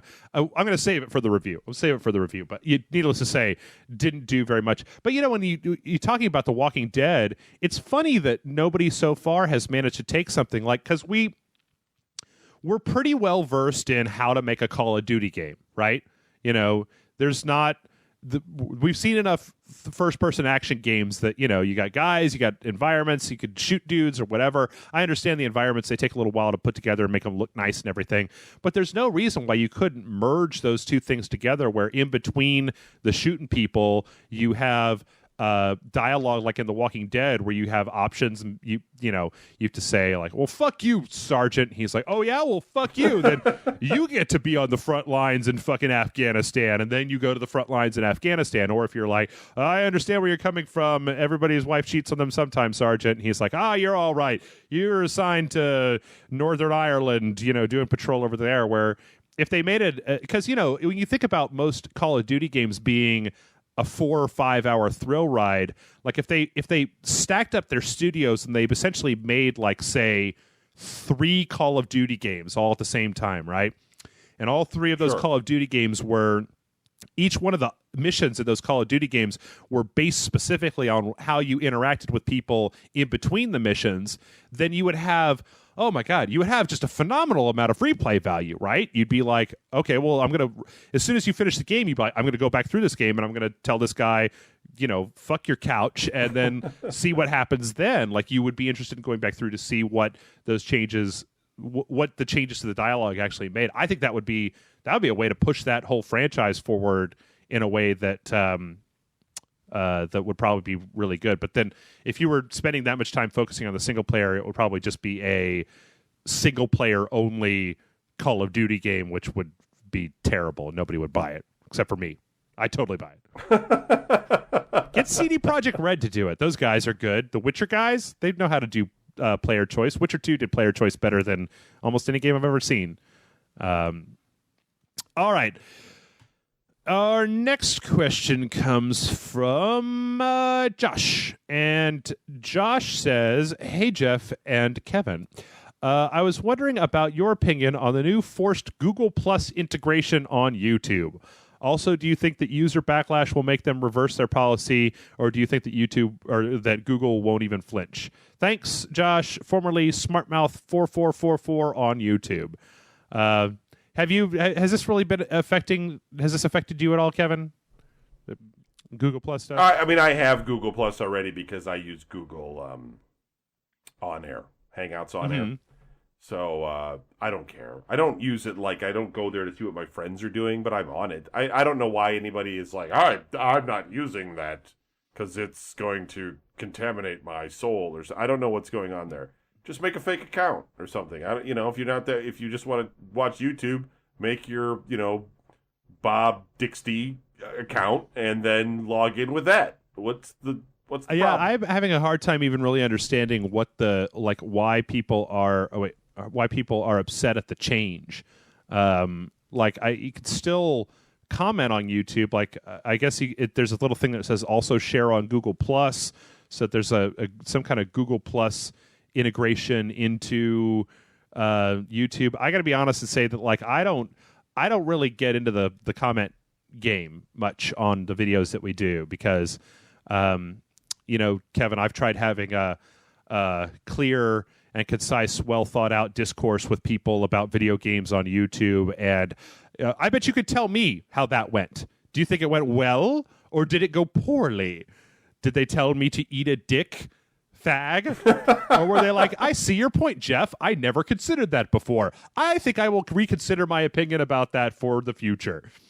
So I don't really get into the whole comment game on there anyway, which I don't know. Maybe I should. Maybe more people would be interested in interacting with us. I sometimes interact with the Discus comments on the website, but I don't really understand what the change is, and I don't know why anybody would be really super pissed off of it. So you know what?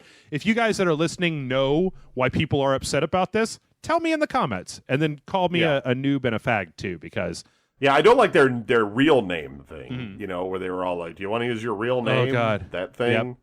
And, I mean, I said no, or maybe I don't even know. I mean, technically, I don't personally care too much about my real name going out there, because at this point, I'm hiding through gross saturation of everything of me on the net. But I think in most cases, most people do not want to, let people know what video they're watching publicly. That's just weird. Well, it was, when I'm glad they stopped asking, because, I mean, the thing that I could never get was that I would go to my YouTube channel to upload a video, and they'd be like, hey, do you want to be youtube.com/Jeff S instead of /Rage Select? And I'd be like, fuck no, I don't want to be Jeff S. I want to be Rage Select, because it's easier to say to somebody, youtube.com/Rage Select.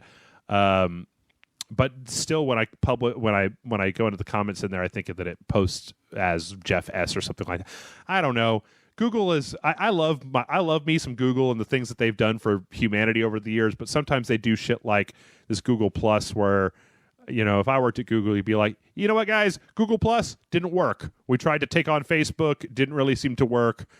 Maybe we should just concentrate on putting more I like that it's there, though, that I could bail out of Facebook if I had to. Like, if everybody just decided Facebook went too far, we could all just kind of move over to that and still sort of get on. I mean, because MySpace, I know they changed it and everything, and it's about music now or something. Did they? But it's still completely baffling to me. I don't even understand what I'm supposed to do there.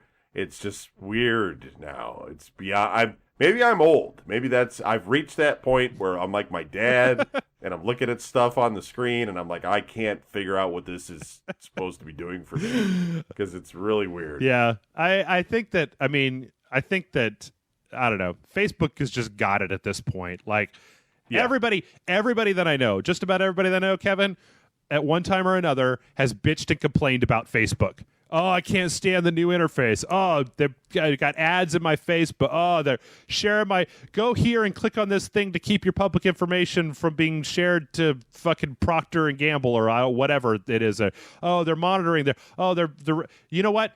Everybody still fucking uses it. Everybody that I know, I think one person that I know dropped off of the Facebook grid and said, I'm never going to use Facebook again. And he hasn't come back. And you know what? I don't really know what's going on in that guy's life anymore, because it's become, I don't call people and say, hey, what's going on? I call people when they vague book about setting kittens on fire, and I'm just like, hey, you having a bad time this week, man? Do you need to talk to somebody about something? Yeah, I mean, I've always just been on it to keep track of all my friends. That's all. Yeah. And frankly, the rest of it, if they got rid of all the other stuff, I wouldn't care. I've heard about other projects and stuff.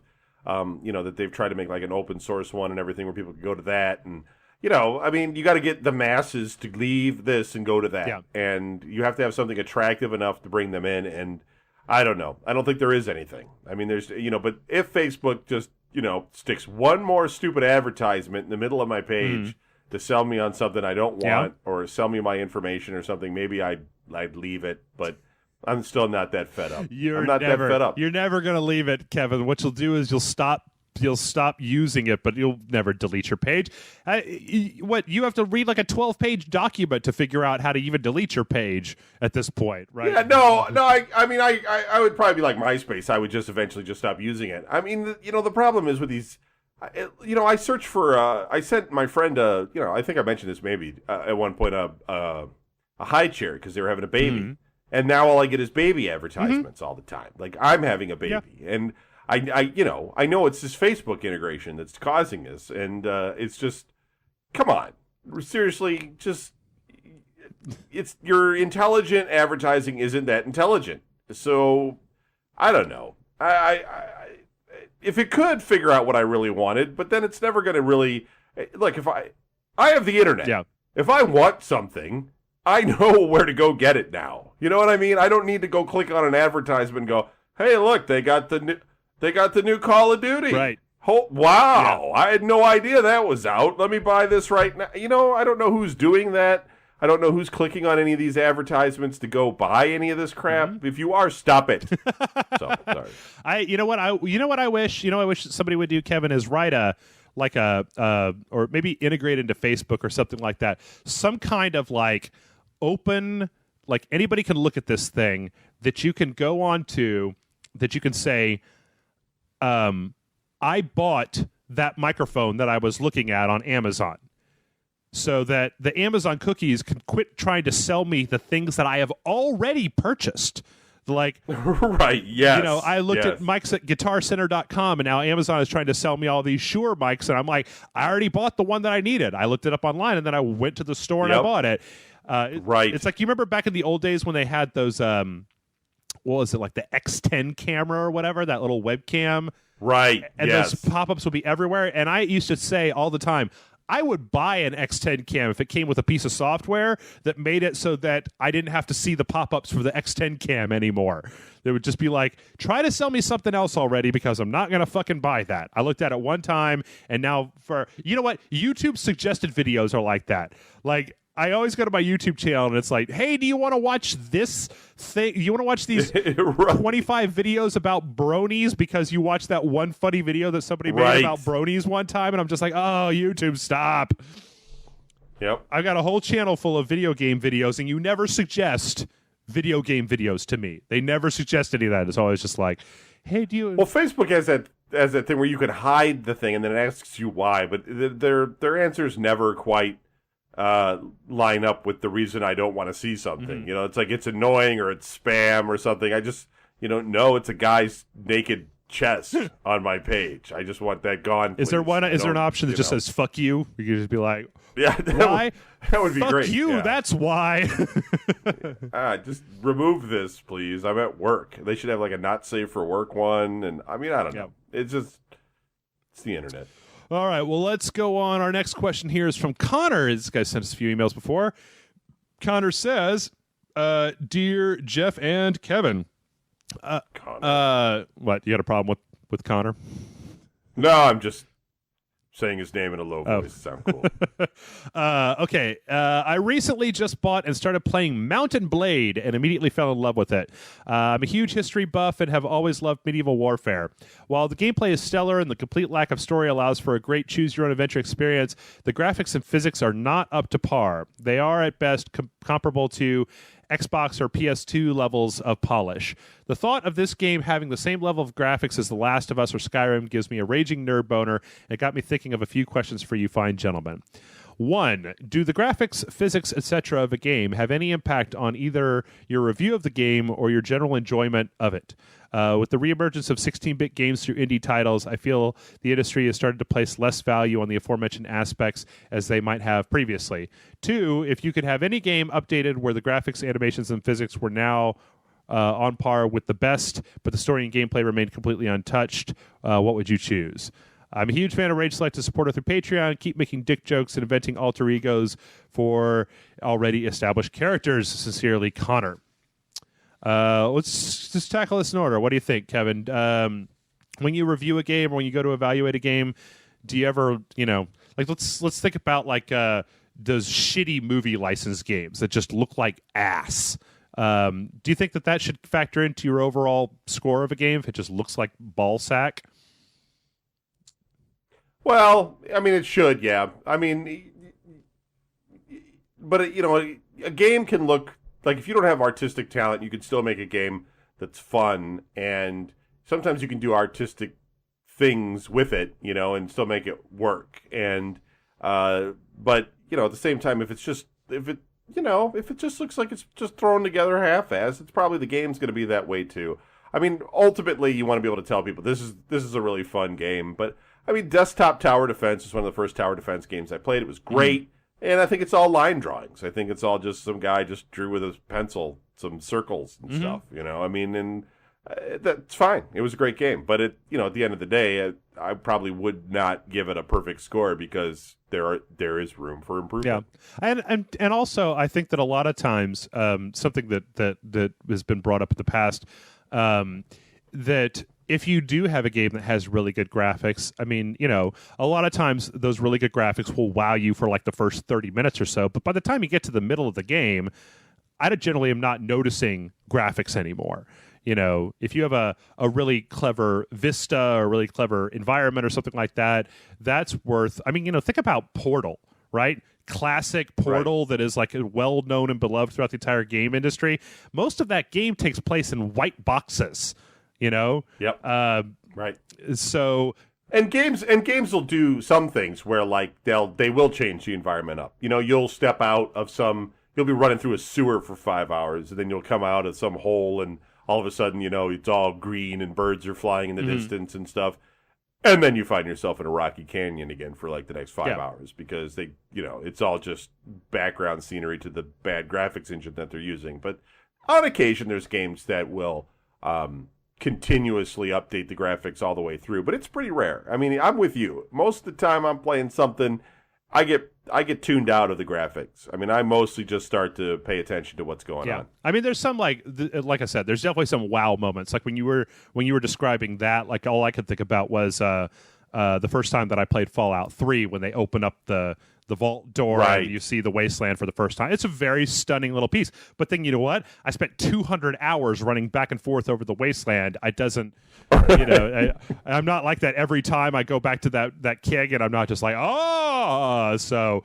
In fact, that's kind of one of the problems that I had with maybe the latest Call of Duty is that the Call of Duty Ghosts seemed like it was so interested in giving you dramatic scenery that the story got a little muddled by the fact that, like, does it really make a lot of sense to be going from this to this to this to this to this to this? It kind of felt a little bit schizophrenic. So, but yeah, I mean, at the end of the day, it's really gameplay that matters. I mean, I will say that getting that new PC that I got, I have been going back and playing some older games with the graphic settings all jacked up and just going like, ooh, that's nice. To me, though, you know what, Kevin? Frame rate really matters more to me than graphics. I'd rather have a game run at a really smooth 60 frames per second and look a little bit less good than have it run at 30 frames per second and look more good. More good, better. Yeah. No, I agree with that. What do you think about the second one? If you could have a game updated where the graphics, animations, and physics were now on par with the best, but the story and gameplay remained completely untouched, what would you choose? No, I have no interest in that. I don't. I don't. If I enjoyed a game, I'd play the game. I'm not looking to get a game all vamped up and redone. I just say, like, if it was all or nothing, then yeah, I'd probably want some game done. But for the most part, if I could get a sequel to a game that I really liked, that would be more appealing to me. I think there's one game in my mind that stands out, and Kevin, I bet you can probably guess what it is. You take a guess? Metal Gear Solid. Yeah, Metal Gear Solid. Yeah. It's the only. They have up-resed HD versions of Metal Gear Solid 2 and 3. 4 was a next-gen game. Peace Walker's been put out in HD. The only one of that group of games that has not been remade in HD is Metal Gear Solid. And some people are going to say, what about the Twin Snakes, Jeff? And I say, well, fuck the Twin Snakes, because they cranked the stupid up to 11 in that game, and I prefer the original cut of the game. And I wish they would put it into whatever engine they're currently using and put that out as one, because then you could have the entire series just all. You know what's a better question? What game would you like them to redo, like reimagine, like fix, like change, like, you know what I mean? Like, there's some games out there that I've played that I'm like, this would be so good if it didn't suck, and it's just that it's got all of these glaring problems. It was in the hands of the wrong people, and now it's just a steaming pile, and somebody else could have taken this game and just made it, like, miraculously better. For example?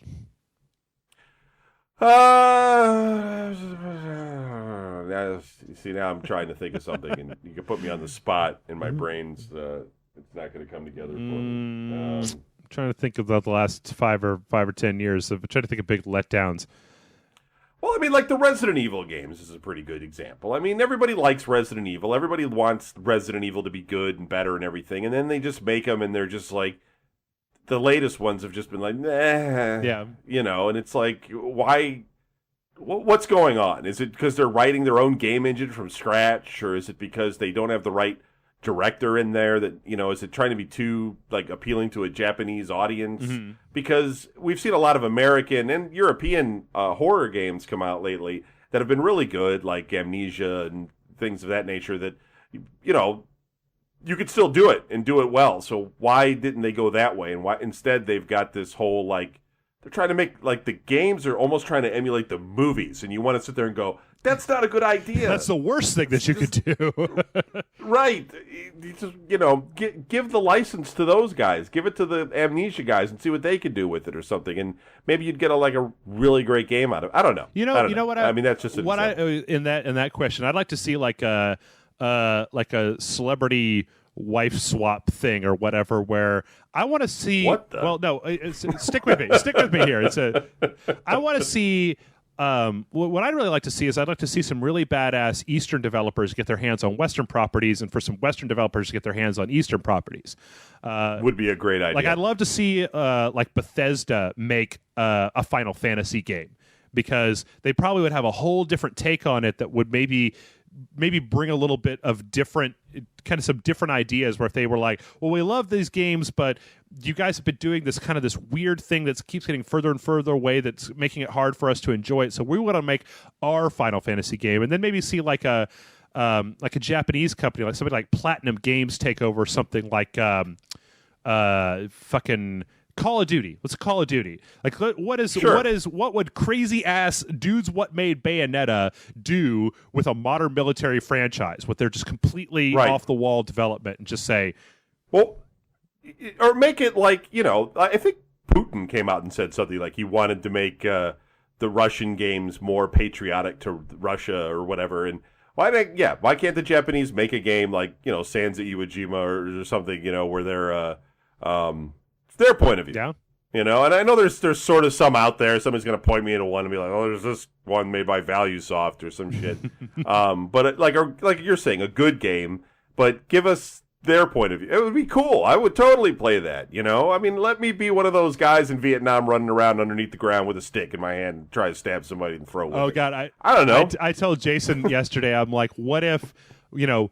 What if the next Call of Duty game, this is just the worst thing, right? What if the next Call of Duty game was you were playing as like a Middle Eastern, like part of a Middle Eastern commando squad that was fighting against Americans invading? Like, where it was just so fucking flipped on its head that they're making you play, or, you know, like somebody in an African, developing African nation. And the people flipped out when they did that one where the kids were dressing up like the Taliban or something like that. What was that? And they were like, there was a game where the like kids were dressing up or something, and then they said that was because they've been playing. I don't know if it was true, but there was a game that allowed you to play real battles that were going on at the time, and they could dress the people up as you know, you could play as the Taliban killing American soldiers, and it was. You know, that was the question. Was it too new? Was it too close? Right. You know, to now and all that sort of stuff. Because I really don't think anybody would care so much if we were, you know, pretending to be in the Japanese Empire or something, you know, at this point. I mean, maybe some old 90-year-old guy's going to be like, son of a bitch! You know, but I don't know. I don't think so. And I really would think you could learn a lot about history in that way, too. I mean, you could learn about why people did it, you know, because it's so mindless right now. You're just mowing down enemies and things like that. I mean, maybe you couldn't do the Nazis because that's still too sensitive to people. But, you know, you could do Korea or, you know, or Vietnam or something. You know who the bad guys are in the latest Call of Duty game, Kevin? No. It's South America. Oh, yeah. South America has formed, I'm making quote fingers here, the Federation that has launched a surprise attack and taken over chunks of the United States.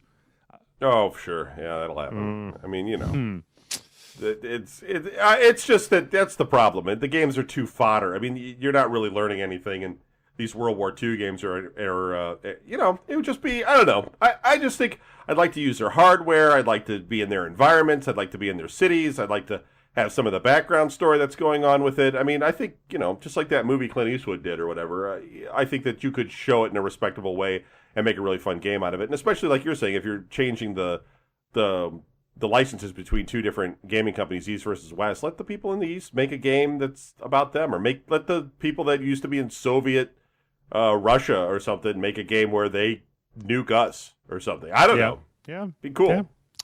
All right. Our next question is from Bill, and Bill says, I don't know. Okay, Kevin, I don't know if you've seen this video, but we'll get through this, and we can. If you haven't seen it, I'll tell you about it. Enclosed is a video that shows an interesting new application of the Oculus Rift. Seeing as this intuitive use of new technology adds a new layer of potential, quote, gameplay to the user, my question is, would you, Jeff, be willing to take one for the team and try out such technology once it becomes publicly available and tell of your experiences? Cordially yours, Bill. Now, did you see this hand job video, Kevin? No. Okay. So they took the Oculus Rift, and then they had a peripheral that was basically like this. It's all consumer stuff that you could get, apparently. It's like this. It's like a box that has basically a pole that's coming out of the box. The pole can be moved around by servos inside of the box, and they attached basically. I think it's like the Japanese equivalent of like a fleshlight to the end of it. And so they have this Oculus Rift thing of this little anime girl giving some dude a hand joe. And while that's happening, basically when you're looking through the Oculus Rift, you're seeing like a dude body. You're looking down at like a dude body that this anime chick is giving a hand joe to. And then at the same time, this arm is basically pumping this fleshlight thing up and down in the shall we say, crotchal region of the quote-unquote player of this video game. So you haven't seen this yet. I think this is perfect example of Jeff's axiom number 45, which is that if you could make it into porno, somebody will make it into porno. That if you could, the first thing that anybody, I mean, I remember when HD TVs were starting up, and like one of the first things I ever saw was like, and now we've got HD porn, and it was like, dude, I don't want to watch HD porn. I want my porn blurry and shit. Grady. So the thing is that I don't think that sometimes you take a spin around the internet, look at the junk to put your junk into. And I got to say that so far, you guys, I want to make sure, Kevin, that they have well and truly bug tested the ever-loving shit out of whatever robot is messing around with my crotch. Because if something goes wrong with that robot that's doing stuff to my junk, I don't want to be the person who has to call technical support for when that problem happens. Listen, the robot needs to come with its own shower system to clean itself off from the grossness that's going to happen to it. That's just right there. Any of those things, so I don't know. But whatever. You're totally right. And look, I'm all for it, I guess. If it makes people happy, that's what these things are for. But I don't want to see that in your house, folks. If I come over and you've got the little girl robot thing going on with the glasses or whatever the hell that is, I'm leaving. Well, I mean, if you went over to somebody's house and you walked in and there was a variety of dildos on their coffee table, you would probably leave as well, right? People tend to, hide your fucking sex shit in the closet on the top shelf like everybody does and keep it the hell out of public view. Yes, right. But I'm just saying because, video games, it'd be like right next to the TV. Right. Yeah, that's where I play, Madden right there, and then that's for the evening time. Kevin, where are you going? I'm so, out. Bill, in answer to your question, I'm not going to beta test fucking robots on my junk. I'm not going to do that. They could even send me a free copy, and I'll still be like, I'll fly Nick over and make him do it or something. But I'm not letting a robot. And you know what? Once that robot has been fooling around with your shit, I don't know if that robot has already been fooling around with somebody else's junk. I don't want to come in there and use that robot once they're done with it. It's gonna be like, ew, man, no, you had your things all out. And I don't want to do that. All right, I got 2 more questions here, and this is the last serious one, and we got a really weird one at the end. This is from Patrick, the Kilted Animator, and he says, "Greetings, Jeff and Kevin. I was surprised you guys didn't mention my large fiberglass outfit this year around. Guess I'll leave the shoulder pads on next time to make a bigger impression on you." This is when we talked about Halloween, Kevin. Patrick here has a full set of the Gears of War armor that he wears. When he showed up at the party, Patrick, when you showed up at the party, I was already kind of drunk, so sorry, I forgot. There were so many great costumes that people had out there this year. Jeff, drunk. Yeah, I know. It's weird, right? On to the question. We've seen some great innovation in environmental manipulation come out of Valve Studios, from the gravity manipulating gun in Half-Life to jumping through space and time in Portal. My question is, what do you think the next big Valve weapon will be? Or rather, if you could make one, what would you make? We've seen gravity gun and the Portal gun. What's next? Much love and support from your Kilted Animator friend, Patrick. What do you think, Kevin? Well, they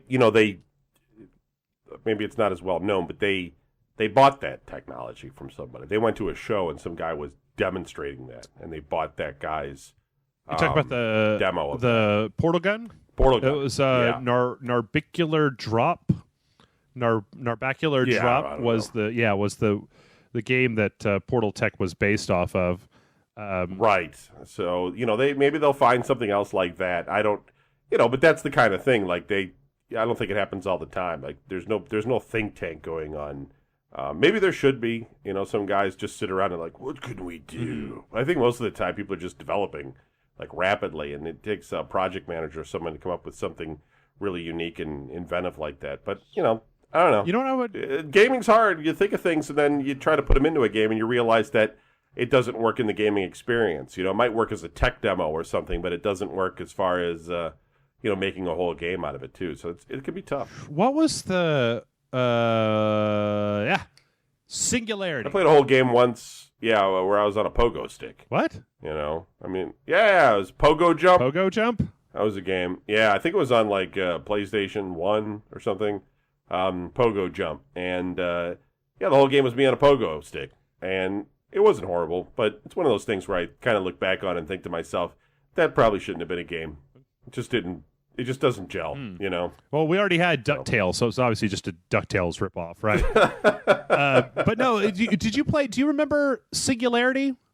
Yeah, sure. I still have it. I thought that was. I thought that using all of the time manipulation stuff in that game was just fucking awesome.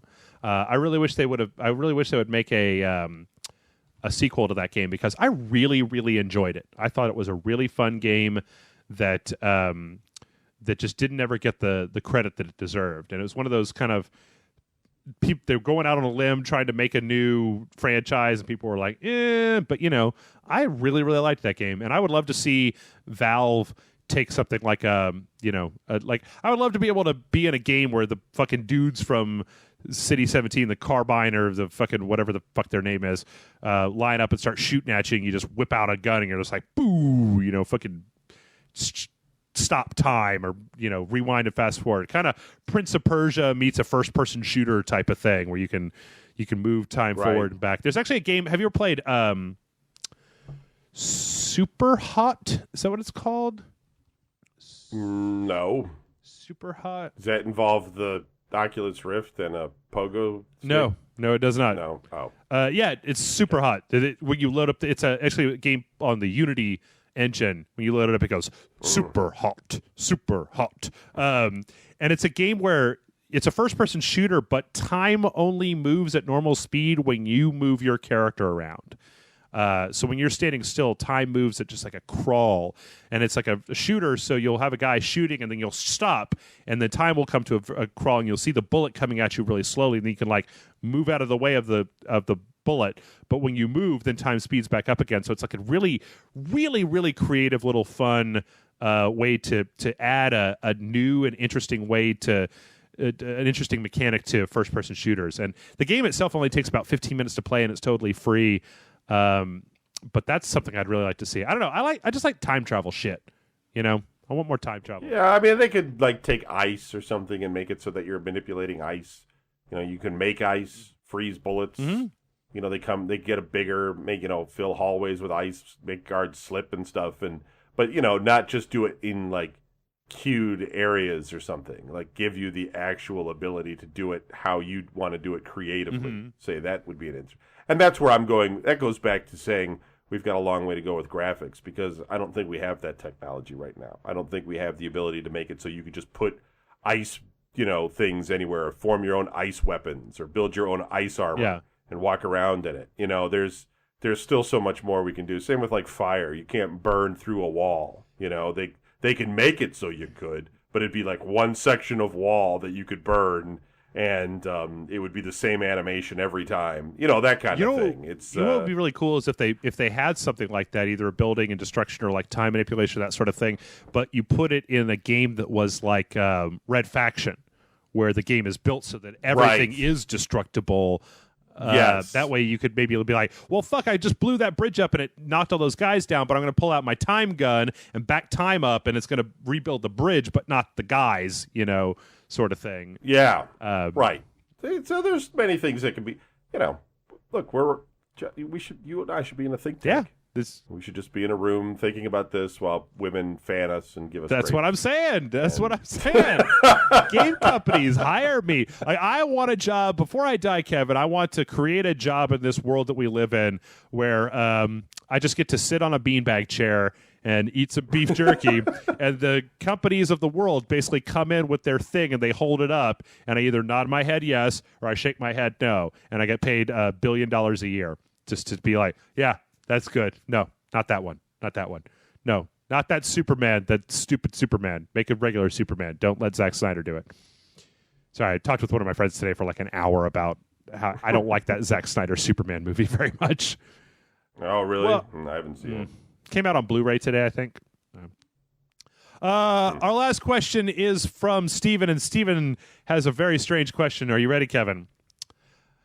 Sure. He says, how long do you have to be homeless to max out Pigeon Mancy? I don't know what that means. Does that mean that you control the pigeons? You summon the pigeons? They do your bidding? You use pigeons as weapons to fight other homeless people? I don't know. I'm going to go with... There's that whole dating game of the pigeons. I just talked about that. What? That whole adventure game, the dating game of the pigeons. Dating game with the pigeons. It's like a big deal. With the sort of in certain circles of people that are into the. It's Hatoful Boyfriend. I typed in dating game with pigeons. I got Hatoful Boyfriend. What the? It's got some sort of like really like amazing story or something. I just pulled up the Wikipedia article. There's a screenshot of it, and the caption on the screenshot is "A bird flirting with the player." Yeah. What the fuck? It's so ridiculous. I don't know. It's a real game, man. Let's see. This picture says, "Living as a hunter-gatherer sounds tough. I'd be happy to make you breakfast, What the fuck is this? How do you find this stuff, Kevin? This is I talk to the right people, I suppose. Holy shit. Visual novel dating sim that features pigeons as characters rather than the more common human anime character. So it's a pigeon dating game. Yeah, it says right there. It says, it's about dating pigeons and going to a posh school for pigeons. A posh school for pigeons? What does that even mean? It's madness. Oh, man. All right. Well, you know what? We're going to run out of games somewhere around December, so I'm going to have to put Hatoful Boyfriend on the list. I'm going to make Jason play this pigeon fucking dating game, and he'll never see it coming because he doesn't listen to the podcast. He may hate you. I'll just tell him that you did it, or I'll tell him Nick did it. I'll tell him that Nick told me that he had to play this game.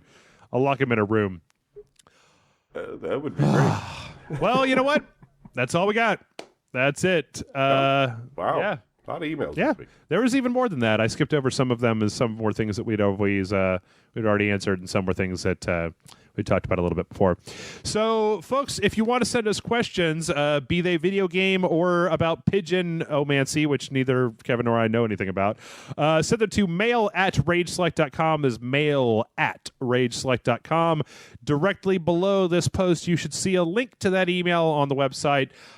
So send us in your questions, and we will do our best to answer them. And, Kevin, the next time that we talk, we're going to have a brand new era of video game consoles in our hot hands. It's that time again. It's exciting. Is it? I mean, it'll depend on how good the games are. But yes. Yeah, I think I'm going to spend the entire holiday season just like so many games are coming out in the next few weeks. There's no way I can handle them. I think I just got to space them out over the course of the next fucking 9 months or something like that. But right. All right, man. Well, I will. We'll catch you guys later. Have a great console launch, and we'll be back in a week with another podcast here on RageSelect.com. Later.